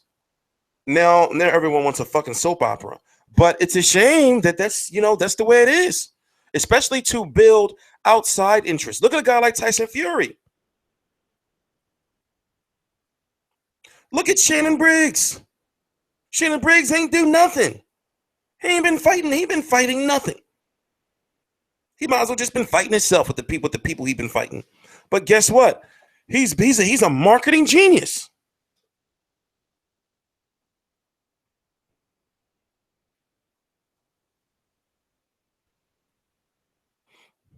He's a marketing genius. Well, I already talked to some people when I go to Vegas. I'm not going to be walking around alone because for some reason, I'm gonna jump off topic just one little second. People think I'm some bitch or something, you know? They think I'm like some type of like nerd or some type of weirdo or something.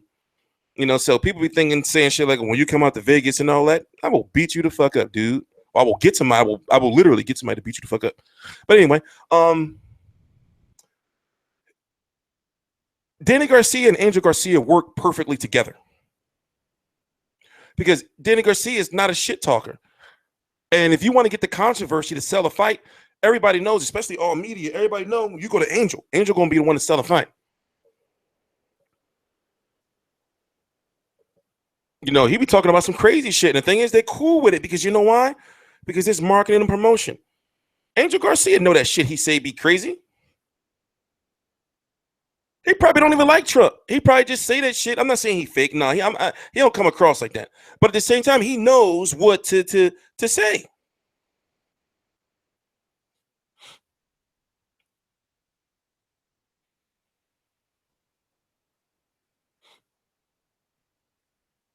Correct. Keith Thurman has Fun Bear stuff said Keith Thurman has no real backstory though. That is correct. What I would like is, okay, put it this way. If I was Keith Thurman's PR guy, right, or his manager, I said this before, I would have Keith Thurman, because Keith Thurman is like a hippie, right? I used this example before. He's a hippie. So like once a month, I would like it to be more.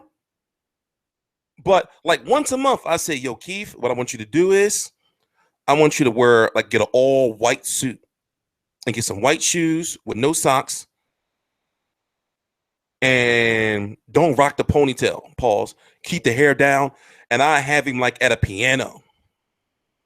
And I have him like, hi, this is Keith one-time Thurman. And this is one time with Keith Thurman. And I have him play his fucking flute, you know, or play the piano. And then it just say and then I'll have him give some random ass, you know, fact, because he be talking crazy shit sometimes.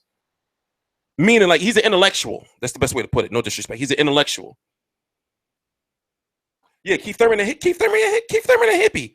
You can't tell me he's not a stoner. You can't tell me he don't be stoning. Keith Thurman, you see him with his flute?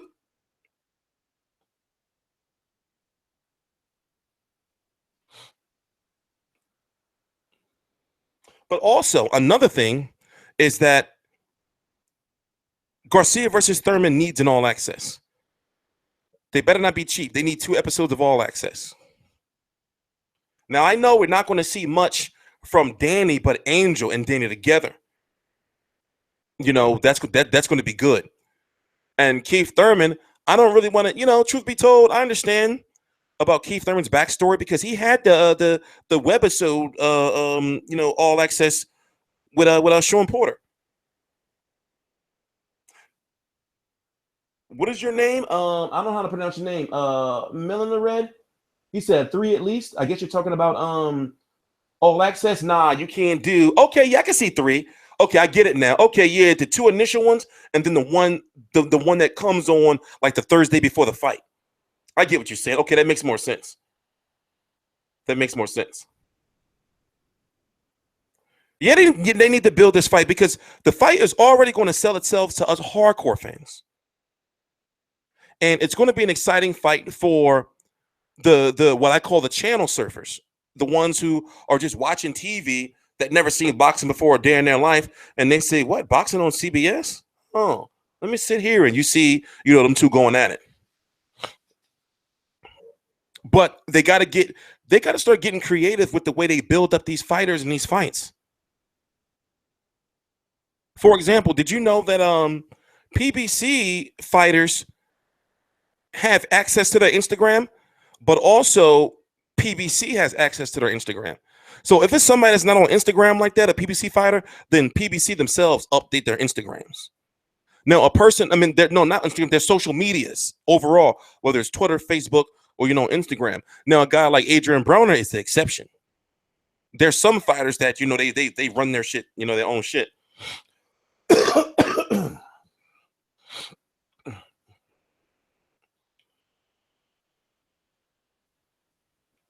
No, Al Heyman has a.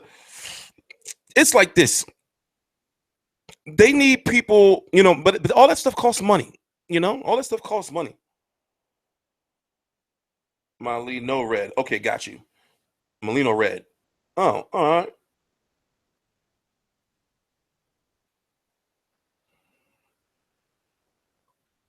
What are you talking about? No, Thurman versus Garcia is going to be on free TV. It's going to be on CBS, and I got that from Danny Garcia's mouth. The interviews on the channel. It's going to be on free TV. So Thurman versus Garcia, because remember, it's billed as Thurman versus Garcia. Not Garcia versus Thurman. So it's going to be on Showtime Special Edition PBC on CBS, March the 4th, 2017. No venue yet has been announced.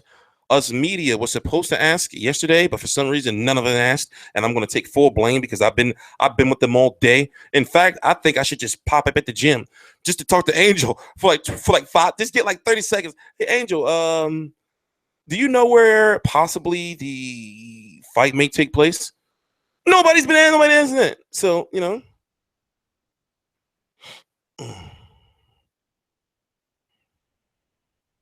So we've been talking that Thurman versus Garcia has Vegas written all over it. But then there's also New York. New York would be big for it because, of course, the New York boxing population. Also, Thurman is from Florida and Danny is from Philly. It would kind of meet both of their needs. And then the third option would be in LA. But that makes no sense. Unless you got like a whole bunch of Mexican fighters on the undercard. It makes no sense. And it's also going to be really interesting to see. It's also going to be really interesting to see what the undercard's going to be, because the two top fighters, Thurman and Garcia, is going to take the largest chunk of the money that's available for purses.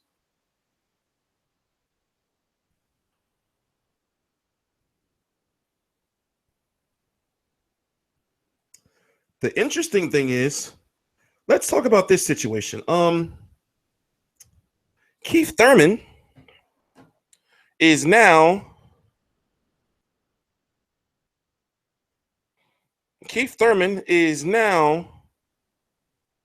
the WBA super champion. The last time Kieth Thurman had a fight was in June. That's when he fought Sean Porter. And then before that was last July when he fought Luis Colanzo. So he's had 2 fights in 2 years. Ain't that crazy that 2 years is, almost 2 years has passed? What is it? Like by the time he gets in the ring with Danny Garcia, it'll be like 2 fights in 21 months? 2 fights in 21 months. That'll be his 3rd fight in 21 months.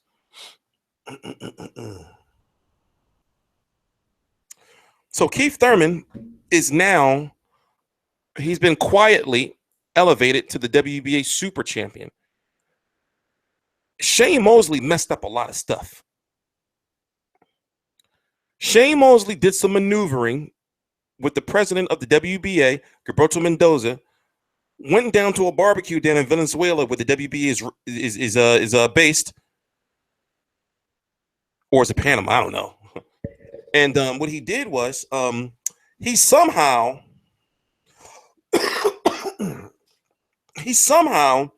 got the WBA to allow for him to fight David Evernessians for the #1 contender spot for the winner of Thurman versus Porter. So I've been asking for quite some time, where's the Evernessians fight? Because I remember the WBA saying that the winner of Thurman versus Porter would have to fight the winner of Shane Mosley versus David Evernessians. Or Evernessian. So the WBA is supposed to be only having one title. We've seen that Vladimir Klitschko and Anthony Joshua are going to fight for the super title if Anthony Joshua beats Eric Molina. And then Lucas Brown and Shannon Briggs are going to fight for the regular title. The WBA, man. The WBA, man. Oh.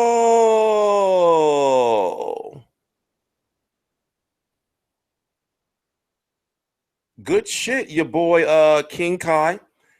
I'm going to invest. We're going to look into that. He says UFC 210 is going to be March 4th in Vegas. Oh, let's look that up. So if UFC is in Vegas on March the 4th, then Garcia versus Thurman is not going to be.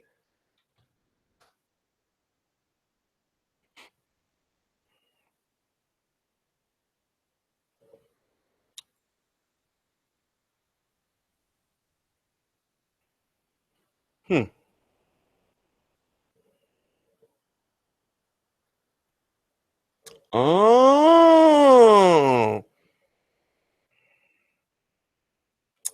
Oh. You see this, TY?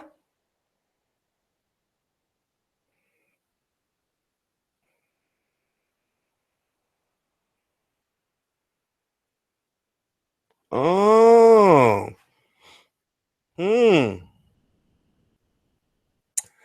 So to get back to what I was saying, you see this?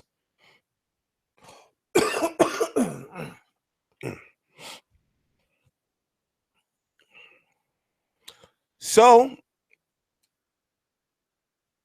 thank you for the information.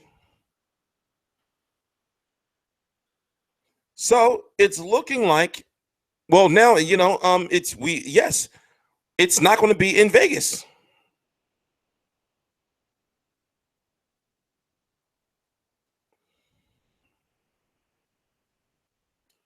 Yeah, but it's not. Wait, in Las Vegas? No, the UFC would be in the T-Mobile Arena. I'm pretty much sure they would be in the T-Mobile Arena. I'm pretty sure they would be in the T-Mobile Arena. But also, it wouldn't be smart marketing to put Thurman versus Porter out there on that same day. In fact, it shouldn't be on the same day at all. But since it's going to be a free TV event, remember, free TV events, especially if you're on the East Coast, have to go off before the 11 o'clock news.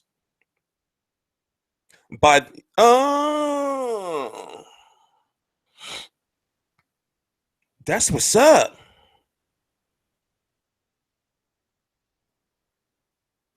If it's in New York, I'm even hyper. I'm hype.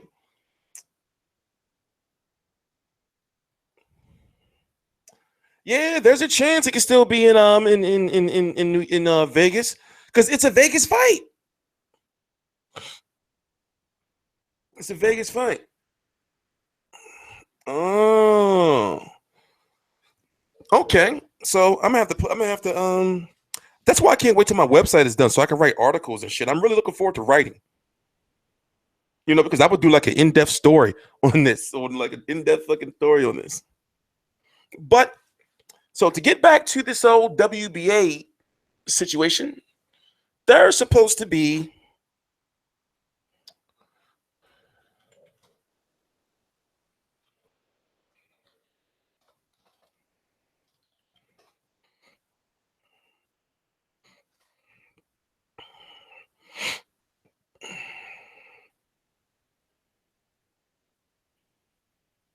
give me 1 minute, I'm going somewhere.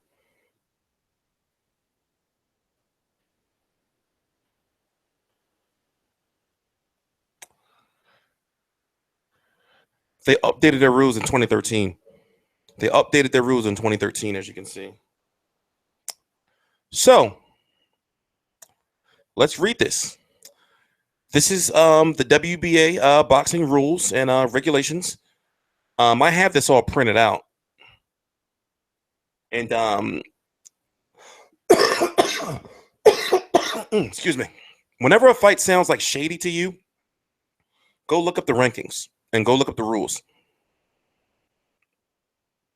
So, the association will grant super belts to those champions that make 5 or 10, if that was the case, successful defenses of his title. These super belts will be named after those champions have been able to defend their title 5 or 10 times. See Appendix C for listing of boxers who are qualified for a super belt. Let's go find Appendix C. If you ever want to know, this is how you find out about that purse bid situation. See what I'm saying?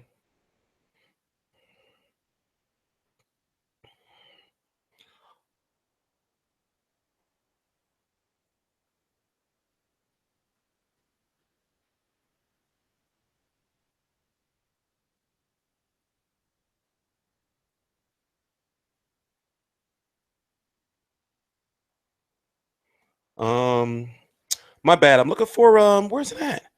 Let me go this way. Go this way. Now we're going to look and see how many times Kieth Thurman has defended his super title. I mean his WBA title. I believe it's been 5 times, right? I'm looking for something. Appendix A, so it's down here. Appendix B.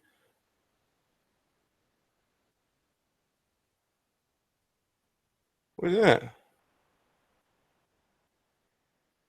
Did I pass Appendix C already? Or whatever the fuck it's called? Okay, you're gonna leave me alone. You're gonna leave me alone. Give me a minute, guys. I'm looking for. Okay, here it is.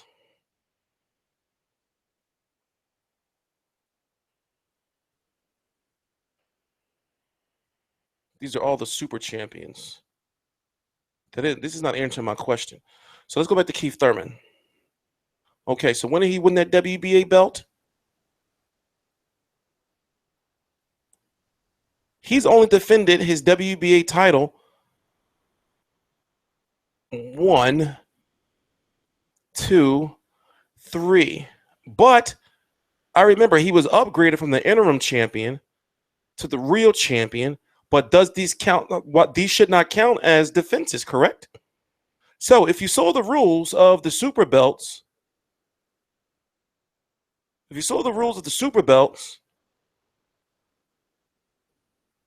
it says the association will grant super belts to those champions that make 5 or 10, if it was the case, successful defenses of his title. These super belts will be named after those champions that have been able to defend their title 5 or 10 times.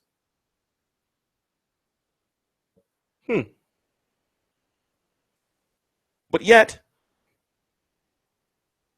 now when you're an interim champion, right? When you're an interim champion, you are technically the champion, but you're not the champion.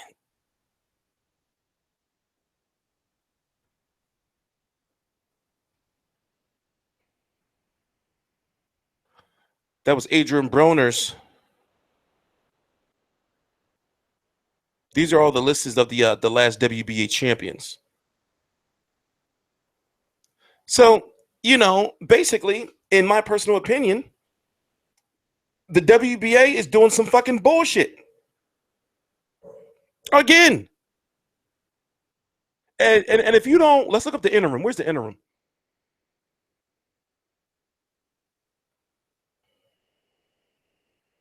Title defenses unless directed by the championship. Let me find the interim real quick. Super champion status. Okay, let's read this. Okay. Let's read this. Now, this is what we need to be reading right here. This is what we need to be reading. Okay. So let me make the screen bigger because this is important. And let's zoom in a couple. Right there. All right, let me see if it's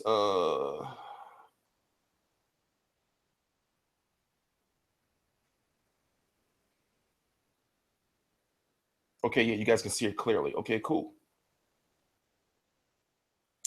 All right. Let's read this. In exceptional circumstances, the championships committee and president may designate a champion other than an interim champion as a super champion. The president and committee may establish criteria for a super championship. In such a designation, the committee president may determine conditions and requirements of defenses and retention of such a title, including but not limited to the following: mandatory defense period, sanctioning fees, purse bids, blah, blah, blah, in which manner the super title will be named. Okay. Such other conditions as the committee and president deems warranted, and an official contender for world championship title shall not thereby be considered an official contender for its super champ. This shit, does this make sense to you guys? Or is this mumbo jumbo?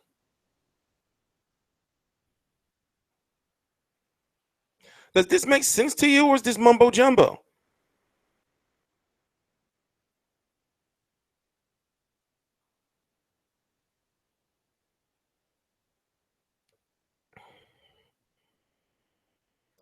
If the committee and president designate a super champion at the time a boxer is a world champion, they may also suspend the provisions of Rule C-27 and other rules applicable to the world championship. I gotta read this in. This is. How did I miss this? So basically, from my understanding, if I'm correct, where's it at? 27, C-27? The vacation and remove of boxer status.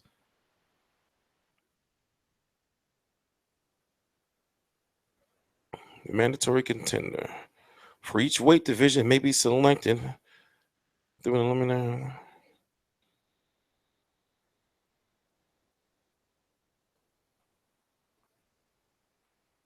Okay, so I have to do a little bit more research. But basically, the WBA has supposed to be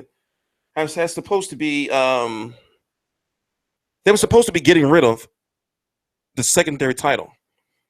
So to please David Evanescence, I guess they said, well, we'll give you a championship. Just leave Keith Thurman alone so we can get these sanctioning fees for Thurman versus Garcia. So in order for that to happen, now, even though a unification comes before a mandatory, it's like, why would you make another belt, man?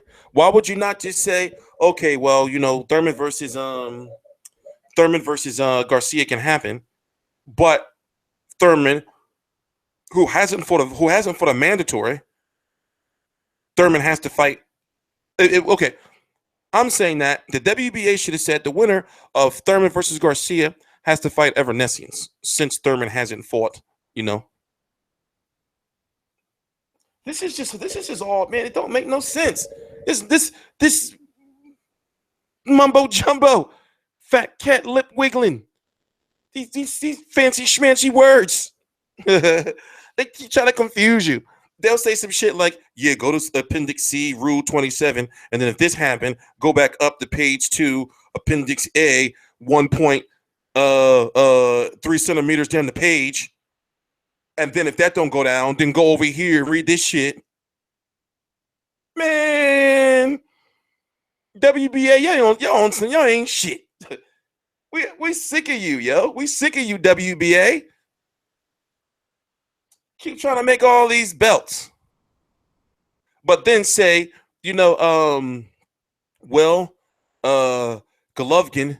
and Jacobs gotta fight. But then haven't ordered the man. Man, who said that? Elver? Yes, that's bullshit, baby. WBA. In fact, I gotta add the WBA president picture to my wall. I gotta add the WBA president picture to my wall. Let's print out the WBA president. Gilberto Mendoza. Let's print out the WBA president. Put his picture on the wall.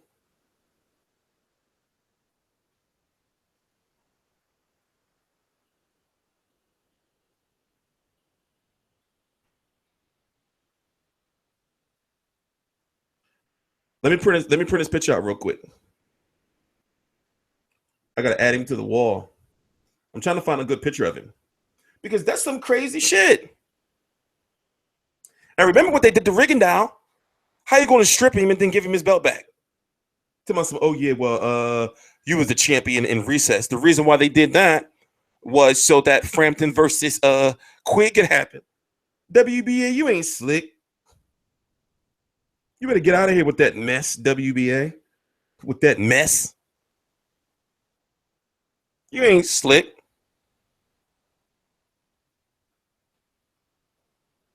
Oh, this got to be the one I picked. This got to be the one I print out. This got to be the one I print out. It's Shane Mosley fault.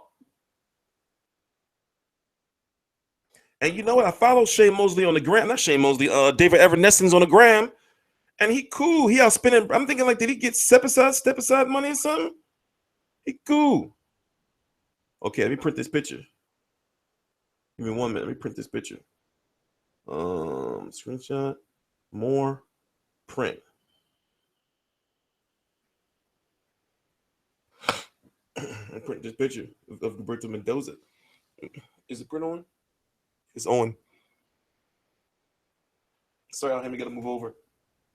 We got to add Mr. Mendoza to the wall.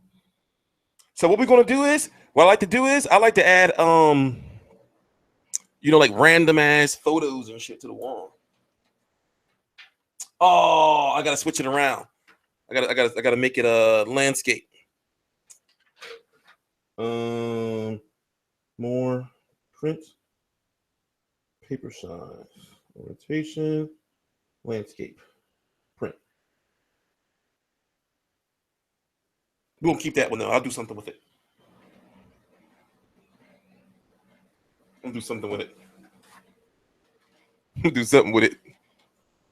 Eventually, this wall gonna be filled up with all kind of crazy ass shit.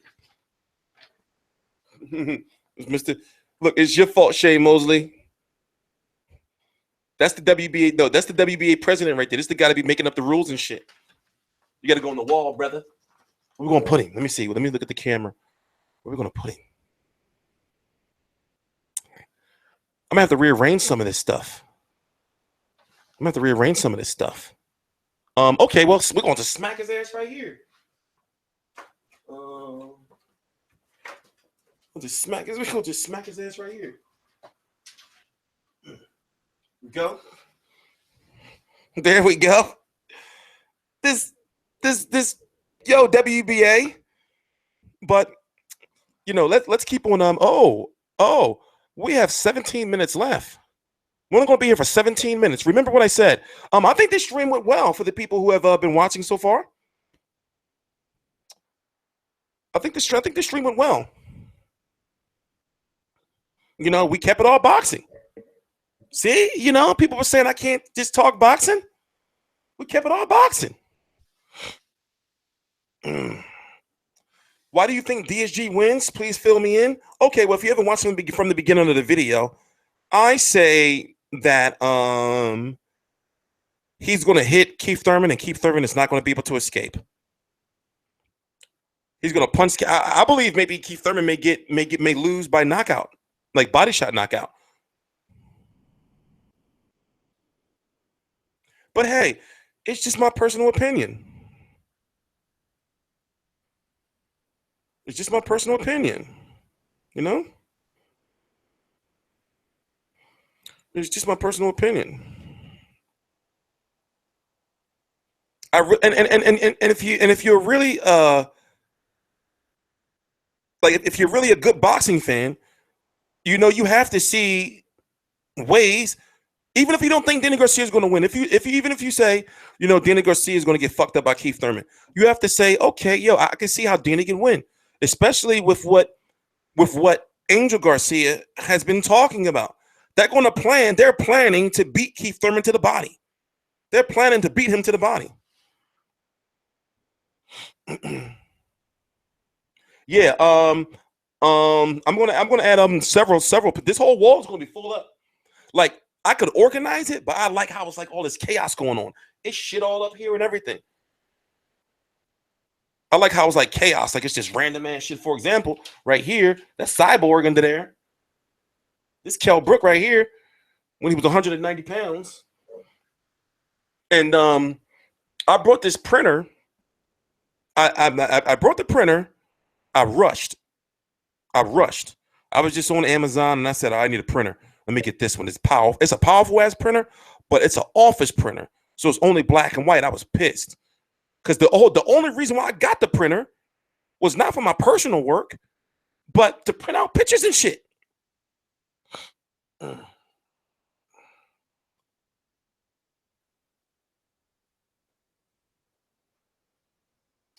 Yeah, you'll get a tour of the studio. In fact, you'll get a tour of the studio. The printer was $189. Yep, it's a brother printer. It's a brother printer. It's the MFC L2 700 DW.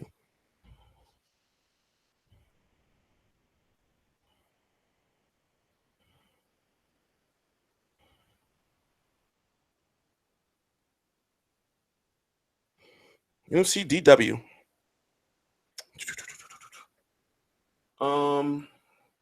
So yeah, we're going to be here for another 14 minutes. So what we're going to do is we're going to do another one of these streams where it's just strictly boxing. Probably tomorrow on Kovalev Ward. In fact, since we only have 15 minutes left, we could talk about whatever you guys want to talk about. What am I looking up? Whatever you guys want to talk about.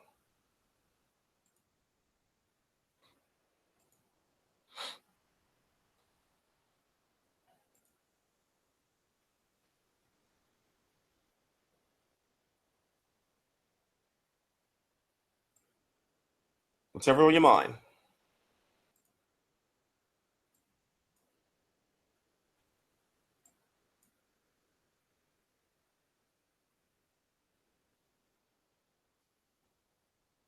How many subs are you getting per day? Subs are actually going up, but see what it is I lose a lot of subs. So it seems like it's stuck, but I lose a lot at the same time.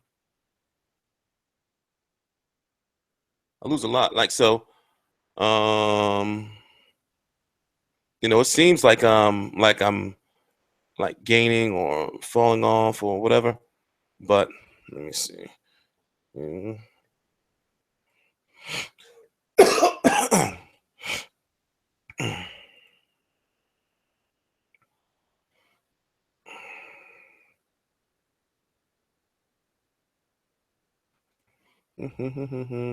Hold on, give me 1 minute. I'm pulling up some information for you guys. Pulling some information for you guys. Pulling some information. Give me 1 minute. Is it this one? This one. Yeah. So let's see. I haven't checked in a couple of days. Okay. So, like within like the last month, I've gained 337, lost 137, and it's a gain, you know, of 200. It's a gain of 200. Let's see what we got for this one. Yeah, see, it's getting better. This month is better, and this is only for the first 11 days. So this month is getting better. This month is getting better. Now, you want to see something crazy? Let's look at okay, well, since we're at the end of the year, let's look at last year. See that? Now, I was doing really, really good. I was doing like really, really good. Remember, I told you that after Maypac, my whole life just fell apart. And as you can see, that's when shit just shit. You know, I was trying to keep it, but you know, I was doing motherfucking good. Like, cause you see where it's at, right? And then you see the shit just fucking fell off. So I'm trying to get back up. But if we look at this year, you know, it's even worse. You see what I'm saying? I haven't done shit this year. I have not done nothing this year. Nothing. Because I told you guys earlier, it was at one point in time I was only doing about maybe 10 videos a month. So people say, you know, that I fell off and stuff. I didn't fall off. Well, I fell off on purpose. I just gave up on YouTube. So enough about that. Let's get back to boxing.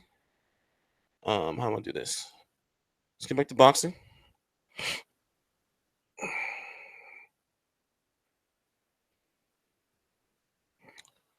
TstreeT is a lie. What do you mean by my lie? What do you mean by my lie? Yeah, because I was covering the shit out of Mayweather Pacquiao. We had people going to all the events and stuff.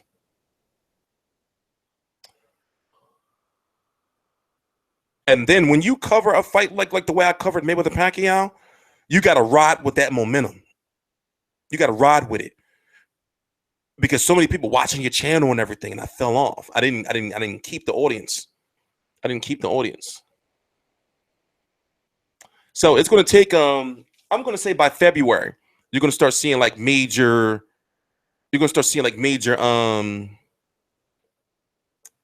like growth. Dejan versus Mikey Garcia happening. Dejan Zlotnick versus Mikey Garcia is happening.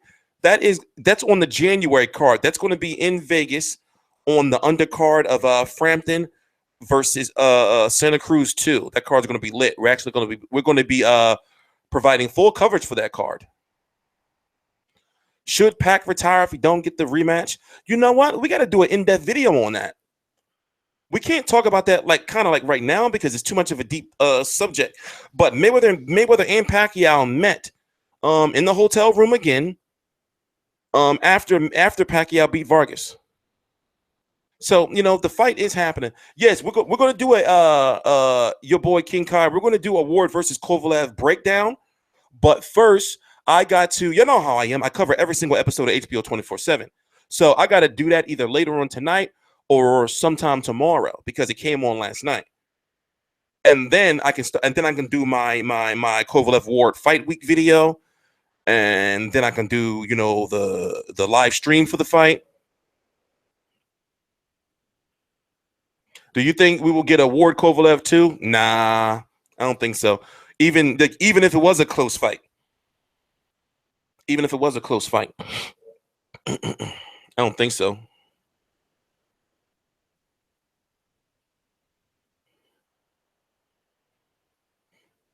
so. No, actually, Into the Arena is doing well. It's just that they have no life in it.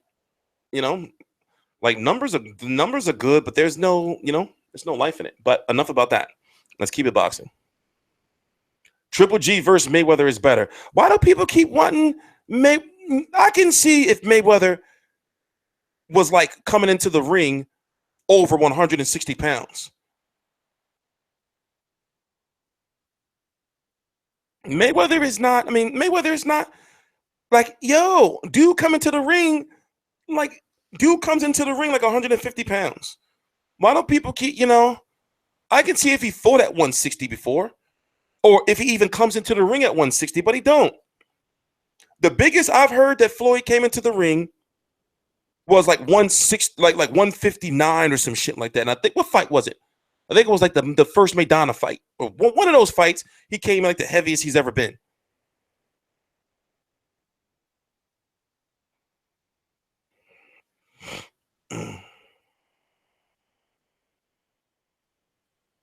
You know, it don't. I would love to see Golovkin versus Mayweather, but it's like I'm not going to be like, oh, Floyd should fight him and all that. And I understand how fans are going to say, yes, boxers back in the day used to test themselves and stuff, but it's like, I mean, come on. May is not retired. You need to listen. If for you people that keep saying May is retired and you really don't believe, these are the same people that did not believe that Mayweather Pacquiao 1 was going to happen. So come on, yo, listen, come on, it's happening. It's happening. It's happening. Yeah, Floyd weighed himself the night of the Pacquiao fight. Pacquiao was 1 pound heavier than Floyd. Pacquiao was either 1 or 2 pounds heavier than Floyd on fight night.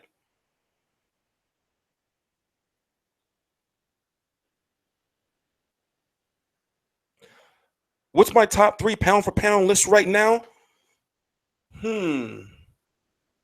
It's crazy because I can't think off the top of my head. I would have to see like the names and stuff. I don't know why I can't think. Mostly because I'm sleep deprived. Let me think of this, right? Let me think of this. See, the way I view my pound for pound is, my pound for pound is when it comes to your weight division, that means you're the best fighter in your weight division. But if you're not a heavyweight, then you're the best fighter in your weight division below you and above you.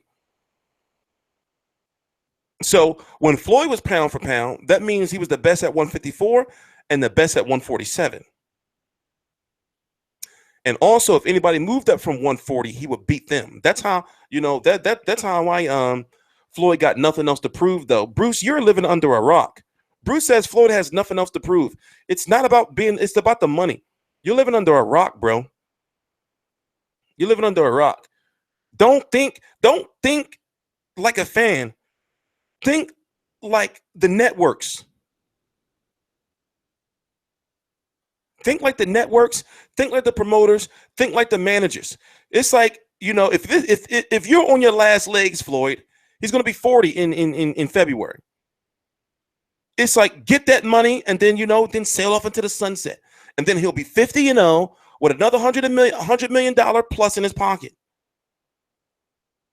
He'll be 50-0 with another $100 million plus in his pocket. And also, come on, think about it. It would be bad business to not make $100 million. It would be bad business not to make the fight, especially when it's a fighter you can make another $100 million off of a fighter that you UD'd. You can make 100 million fighters off of a fighter that you beat already. That's bad business not to make that fight. Think like these promoters and everybody think. It would be bad business. It would be bad business like to be like, I beat him already. So fuck that 100 million. Fuck that 100 million, and fuck that 50-0 record that probably will never be broken. Or not broken like the way Floyd, like with Floyd's resume. Of course, you can have somebody beat up a whole bunch of goddamn bums, a bunch of road sweepers, like Nigel Benn said to Chris Eubank Sr. So who's this guy you're fighting? Another road sweeper? I've been there before. So come on, it's too much money. How much will Mayweather versus Pacquiao be? That's a good question. I don't think they can do the $100 no more. They could. They could just say, fuck it, you're going to pay for it anyway, because it's like this. If you're not paying for it, then you're going to know somebody that's going to pay for it. And also, what are you going to do? Stay home? Because when Floyd fights, it's like a holiday when Floyd fights. So it's people that are going to be having barbecues and everything. And then for the strong Pacquiao supporters, and I'm a Pacquiao supporter, but I'm rational. For the strong Pacquiao supporters, and also all of the Asian population in the United States, and I'm talking about as far as pay-per-view is concerned, really feel that he can beat Mayweather. So they're going to buy it. You got to think like the promoters think. That fight would never be on free TV. Free TV for Mayweather Pacquiao does not make no sense in any way, shape, or form, unless the networks come to them and say, okay, we'll pay you $200 million for this fight. No, it don't work like that. It don't work like that. So if you're not watching the fight, if you're not paying for it, then guess what? You're not going to be able to stream it. How many people successfully streamed Mayweather Pacquiao that night? Did you know that they cut people off? Did you know that they spent the most money for any boxing event? In fact, I believe it was any sporting event to not be streamed. All the people that was trying to stream the fight cut off after round 3. They put out major money for that fucking fight. Now you ask why don't all promoters do this? Because it costs too much money.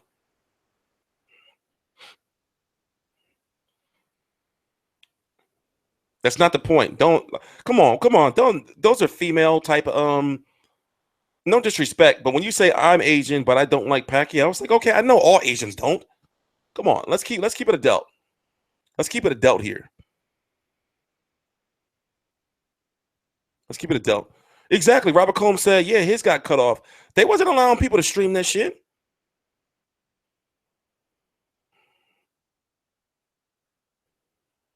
No, I don't believe that Mayweather's resume makes him TBE. Being undefeated don't make you TBE, but it does make you great. And also, his resume is immaculate. So, no, I don't. It doesn't make him TBE. And if you're saying he's TBE, then come on. Being undefeated doesn't make you the best ever.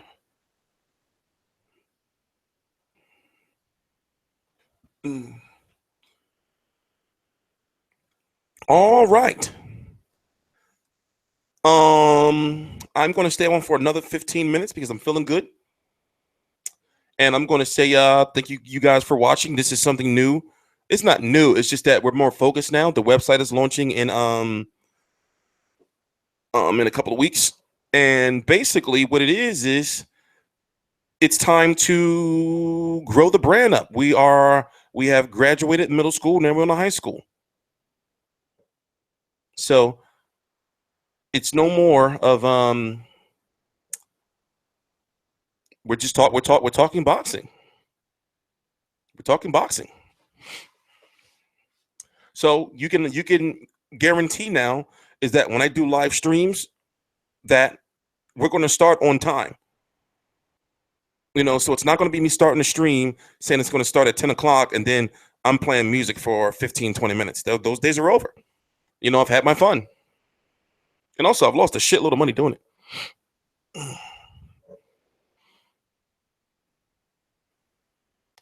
So, no, we're not being here for 20 minutes more. We're being here for another 13 minutes. And plus, I got to watch my shows. I got to watch The Walking Dead. And I got to watch Westworld. And I got to get these other videos out. And do paperwork and stuff. So...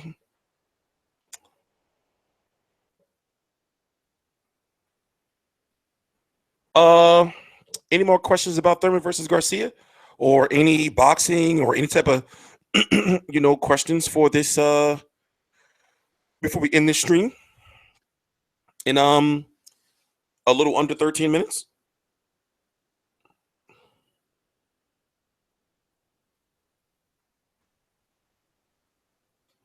I don't understand. Is there anybody that is there anybody here that is on my Facebook page? For one, Facebook is saying I'm dead. Also, how can you not tell that I'm blocked from Facebook?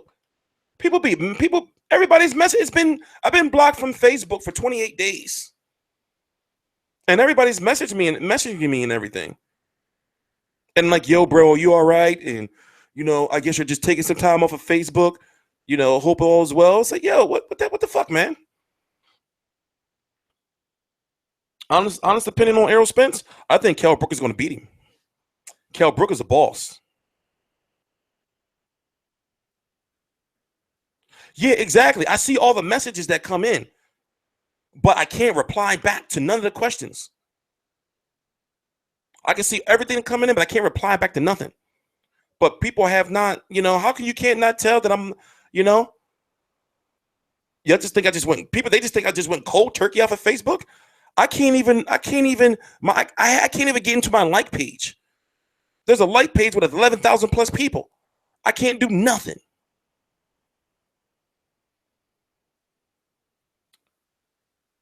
How much pay-per-view does Mayweather McGregor do? About 2 million buys. 2 million, 2.5 million, something like that. I would say it would be very successful, but not no Mayweather Pacquiao successful. Nothing will ever reach that again. Nothing will ever reach that again. Let me see what time it is. We got 11 minutes left.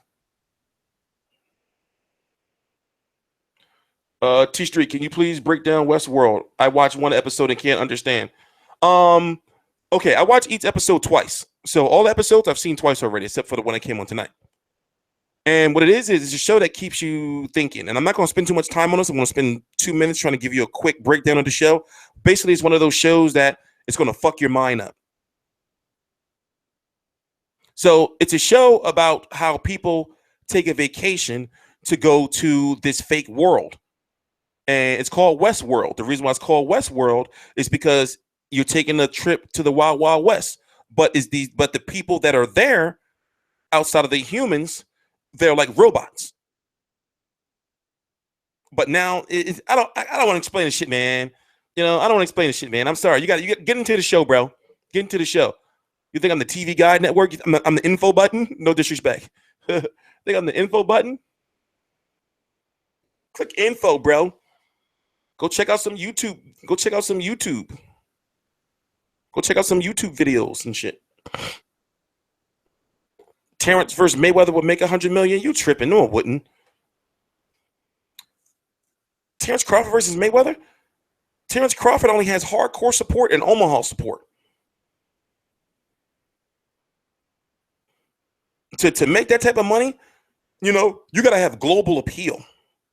And you got to be able to rock the mic.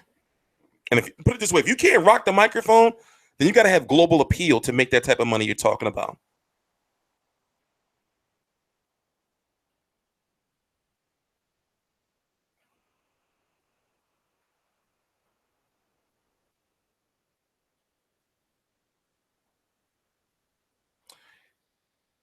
MJFNP.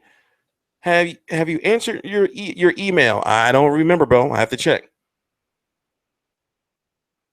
Oh, you said I never answered your email. I've been busy. I said earlier in the video that I'm getting back to everybody.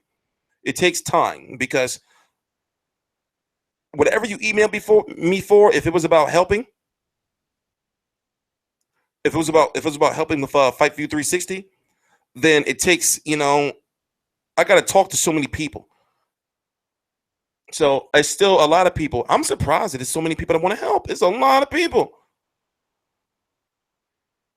And they're like, yo, I'm over here in this state or I'm up here. And, people, emailing me in broken English because they're in some country I never heard of before. Talking about when they want to go to fights in their homeland. It's crazy. It's a good thing. I'm blessed. It's a good thing I'm blessed. Canelo versus May 2 would make good money. Yes, it would.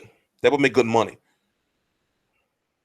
But that fight is, Oscar De La Hoya can't stand. Floyd Mayweather can't stand Oscar De La Hoya.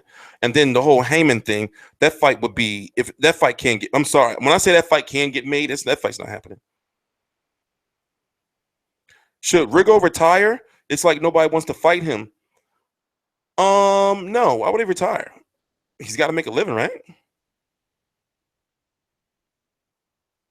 And also, you got to think his team needs to do a better job in getting the other sanctioning bodies to make unification fights. So therefore, anybody who's at 122 pounds, if they want a title, they have to fight him. Just like Golovkin's situation. If anybody goes to 160 pounds, if you want a belt, then you got to fight him. Unless you want to go, and that's why Billy Joe Saunders is on that shit. Billy Joe Saunders know how coveted his belt is. When will Laura fight again? Laura is supposed. I know who Laura. I heard who Laura's supposed to be fighting. I forgot. Oh, all I know is I forgot the name, but Laura, the opponent they were trying to get Laura to fight, was some bullshit. No, Walking Dead over here for me starts at 9 p.m. It's now 11 p.m., 11:23 p.m. Eastern Standard Time. So it's already DVR'd and recorded. No, Peter Quillen is coming back at 168. Peter Quillen is going to be back in I believe February. And he's going to be back at 168. Peter Quillen is now fighting at super middleweight. Well, he's supposed to come back. Well, when he comes back, he's supposed to be fighting at super middleweight. When will Andrade stop ducking? His team. I don't know. I don't know what's up with his team. I don't know what's up with his team.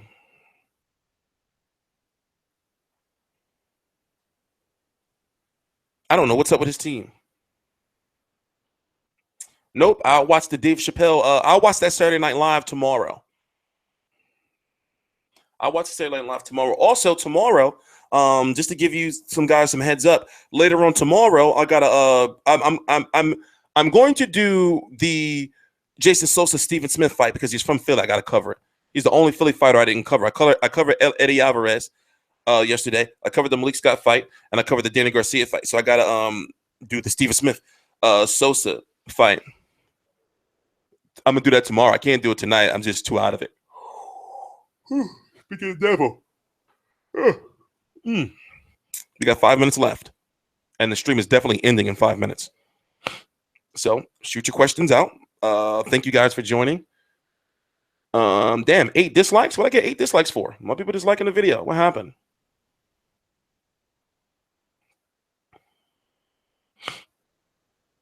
Maybe they want me to talk about personal stuff. I guess. maybe they. Dislikes. What I get 8 dislikes for? Maybe they want me to talk about personal stuff. I guess, you know.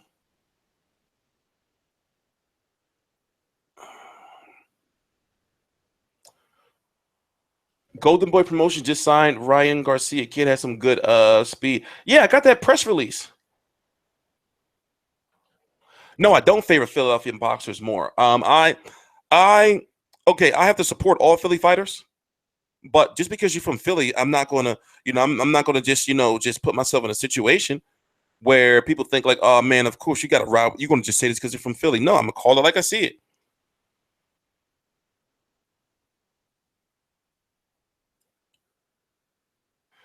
TstreeT, what do you get out of these live streams? Seems like not many people come through.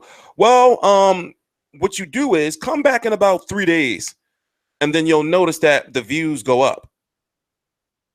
So people watch the streams, and what they do is they treat them like a radio show. They won't sit and watch it, but they'll have it played in the background or something while they're doing shit.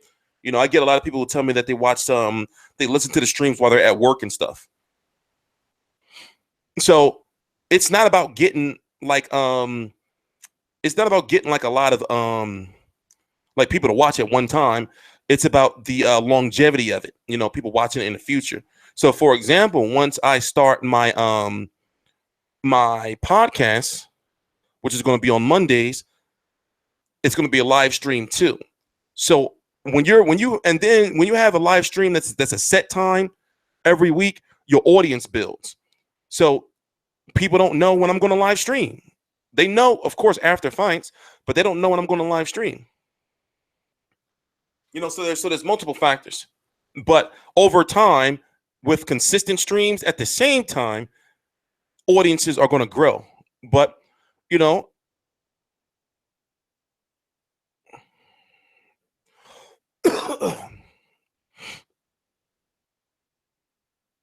I do not accept donations. You can buy me like some pizza or something, though. You can send me like money for food and shit. Send me like $20 so I can go get a pizza. I'll accept that type of shit. And I'll show you the fucking food. I think I will do shit like that. Like, yo, if I'm doing these long ass streams, send me some food. Like, no money. I don't need money for anything. I'll take like fucking food and video games and shit. But I'm not gonna be asking for no donations.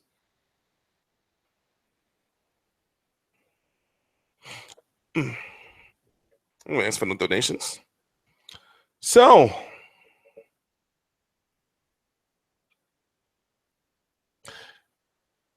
no, we're not getting exotic dancers until at least January. Yeah, I don't know what happened with you and Antonio Tarver. He's been trying to get a fight with anybody. Is he trying to get a fight with Beeline? He's been trying to get a fight with anybody. I'm pissed off at Malik Scott. But you know what? I have to give respect to Malik Scott because he did apologize. My 2K just been sitting. I don't play 2K until after the first month of the season starts. Because what happens is I wait for all those updates to come out. So the players are the real players and they have like the real stats and shit. And they fix all the bugs with the patches, Because when 2K when it first come out, it'd be so much shit that'd be fucked up with it. That shit just sitting. That shit just be sitting. And plus, I don't have time to play. Like, man, I miss playing my fucking video games.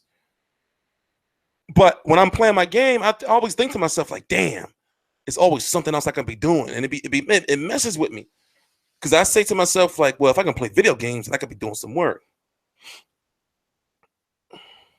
No, I didn't get Call of Duty yet. What I'm gonna do is I'm gonna get Call of Duty, and then I'm gonna throw that Infinity fucking shit in the trash and just play fucking Call of Duty 4 remake or remastered.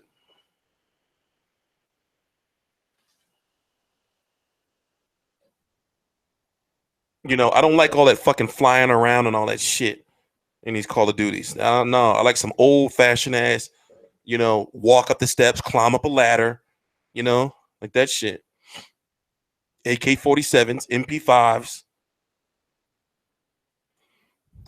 All right. What time did I start?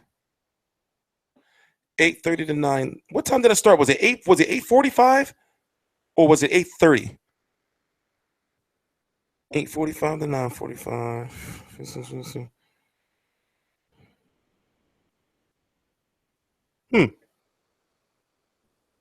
I think I started at 45. What's my Twitch? TstreeT controversy, duh. Tarver said he's only fighting the champ. Well, then he'll never get another fight again. And then it's like, yo, bro, you know, like you failed drug test. Come on, bro. Against a Philly fighter, too. After Steve Cunningham said he was going to fail it or accused him of being on the shit. I was on that media call. I interviewed Steve Cunningham, like the build up to the fight. I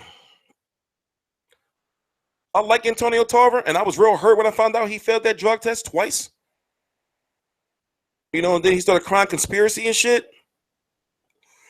I was hurt. But it's like, yo, bro, you failed drug test, man.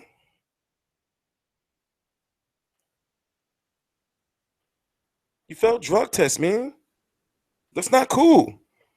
You lose a lot of credibility, fan. And it's like you're almost 50, bro, even though he ain't looking. How was Sat pay-per-view undercard looking? It's a solid undercard. You got Curtis Stevens. Who else you got? You got Clarissa, you got what's her name? Clarissa Shields, I believe. The female Olympian. And if I'm correct, is this the card that Alexander Usyk is on? The WBO Cruiserweight Champion? Is this the card that he's on? It's a solid undercard. It's a solid undercard. We're going to be providing partial coverage for that fight. Partial coverage for that fight.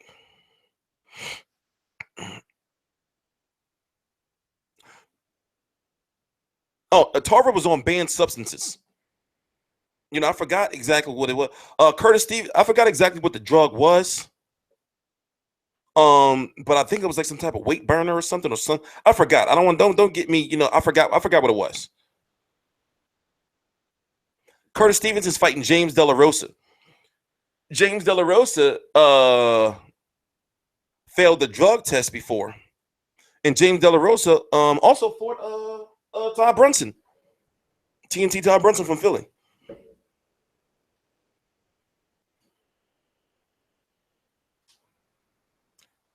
You, my friend, are delusional. Garcia loses to Thurman. See, you know, but it's like, respect my opinion.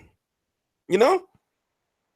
If you say that Thurman is going to win, I'm not going to say you're delusional. I'm going to say, all right, well, we're going to see. You know, remember what people said. Once again, people were saying I was crazy and other people was crazy when they were saying, and including myself, was saying that Danny Garcia is going to beat Lucas Matisse. You know, upsets happen.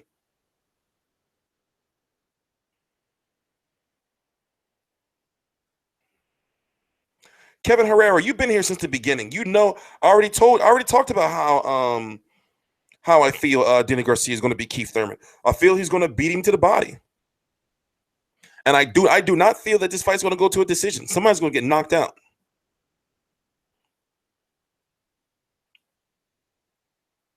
Sean Porter was smothering his punches. And he wasn't going to the body effectively. Y'all act like, like boxing is guaranteed for fighters to win. If you say that Garcia beating Thurman is an upset, upsets happen all the time in boxing.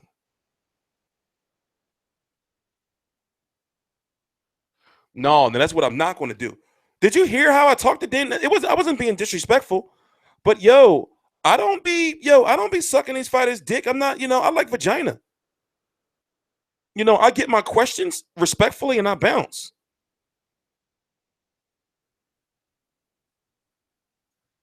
I get my questions respectfully and I bounce.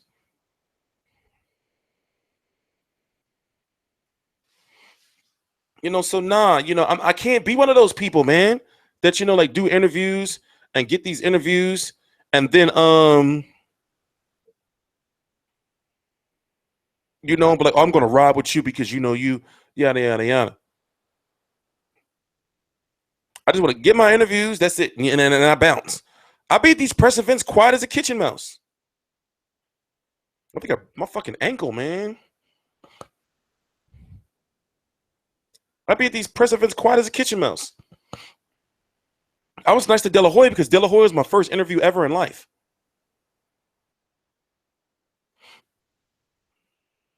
I was nice to De La Hoya because De La Hoya is my first interview ever in life.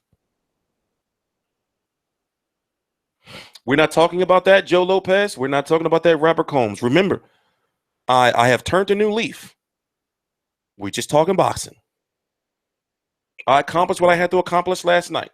I have a video that's uploading after this stream is over. It's a half an hour long, and I explain everything. No, I don't. When have I ever brown-nosed? Y'all see my interviews? I get straight to the point.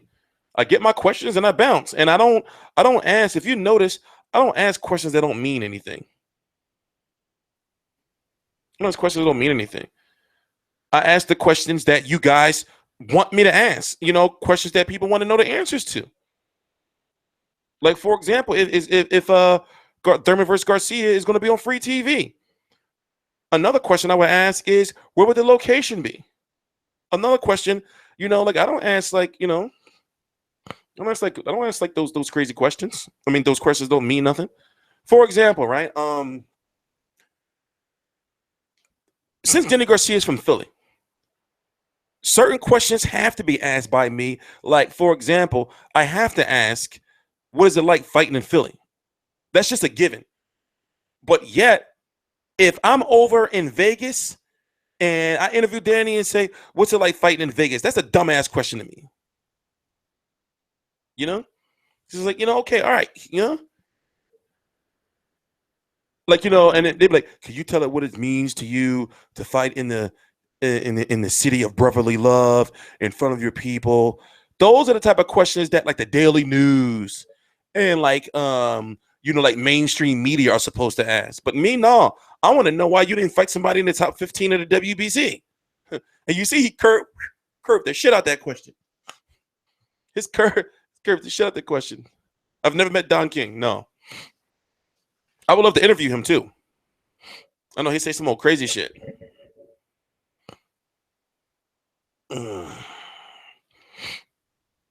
Oh, they have an Olympic style drug testing? There's no such thing as Olympic style drug testing. Let's just leave that alone. I'm talking about as far as what Mayweather said it was. He brain fucked a lot of people. And people was believing that shit. So, when you're a WBC champion, you have to take VADA. So they're taking VADA. Yeah, I met Al Heyman. I think I met Al Heyman, Eric. Yeah, I met Al Heyman. I met him at Garcia Malignaggi. I met him at Garcia Malignaggi. And plus he watches over me. He watches over me. Make sure everything goes well.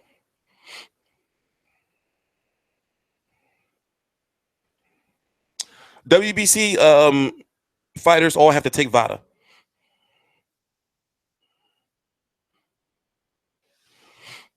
WBC fighters have to all take VADA.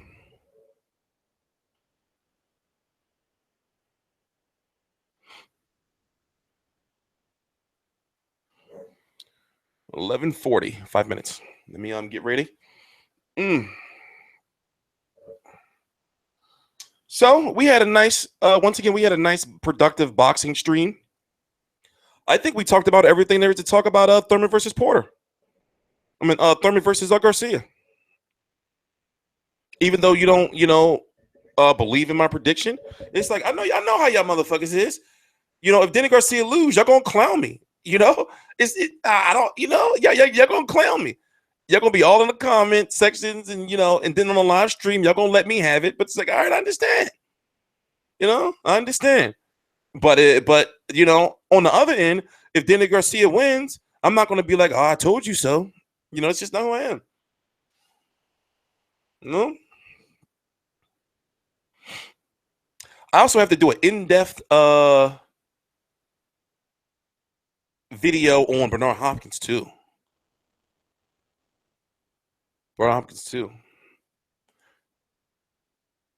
Yeah, the Wolf. I started the stream on time. I played one song while I was right here. It wasn't even a whole song. It was like one verse from 50 Cent. Hell yeah, fucking Smith Jr. can KO Hopkins because he old. B-Hop is looking real old. Yeah, I'm picking Ward to beat Kovalev. Even though I say it's a 50-50 fight, I'm picking Andre Ward. And the key to victory for Andre Ward is he's got to smother. He's got to get Kovalev to smother his punches. He got to take away that reach. Even though his reach is not big, like longer than like he's got to take away the engine of Kovalev's punches.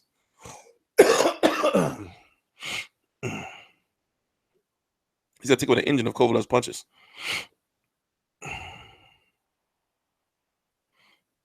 Yeah, I believe that Ward versus Kovalev is going. Kovalev versus Ward is going to be an ugly ass fight. I believe it's going to be an ugly ass fight. But in order for Ward to win, that's the fight it's got to be.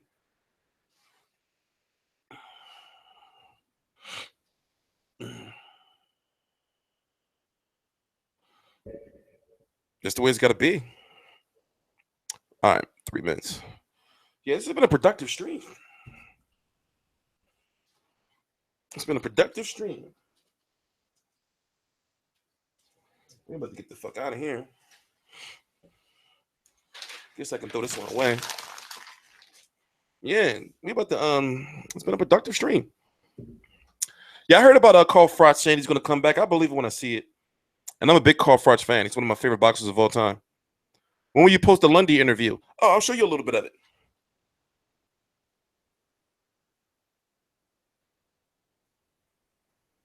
I'm not doing nothing else tonight. Honestly, I'm gonna upload that video I told you about. 2 minutes. He was screaming at the top of his lungs too, but it was loud in there.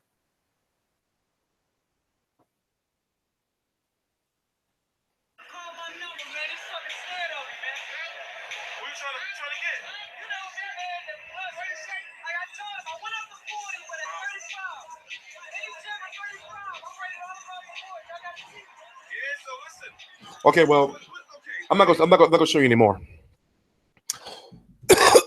But yeah, I'm gonna upload it. I got a bunch of stuff to upload.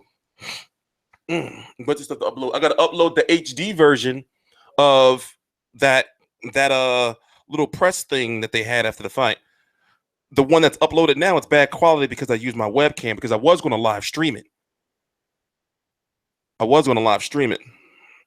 And also that file was easier to upload than that HD file. So I had to get it up. I had to get it up quick.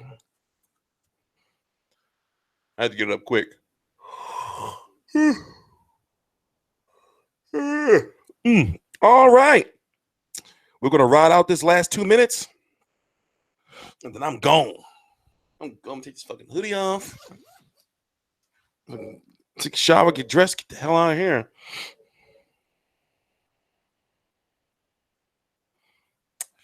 All right, Milano Red. Or Mile. Yeah, I'll just call you Mile. I got to do some personal videos tomorrow too. I got I started a nonprofit. Well, I'm starting a nonprofit for fathers. Just to throw that out there. I have a whole nother channel. It's called Fight for Your Child. One more minute. So I got a lot on my plate. A lot on my plate. Because I got to put videos on there and then the blog. One more minute. So, thank you guys for watching. I hope you enjoyed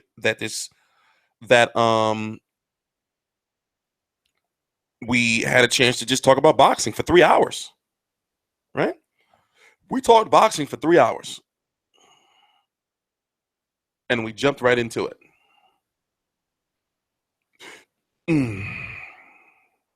So for those who are on my Facebook, or if you're not on my Facebook, well, if you are on my Facebook, I will be banned from Facebook on early Wednesday morning. Or is it Tuesday morning? I think it's Tuesday morning. Early Tuesday morning. So tell people I'm not dead. Tell them I didn't give up on Facebook. Tell them I see their messages. I can't do shit. Can't do shit.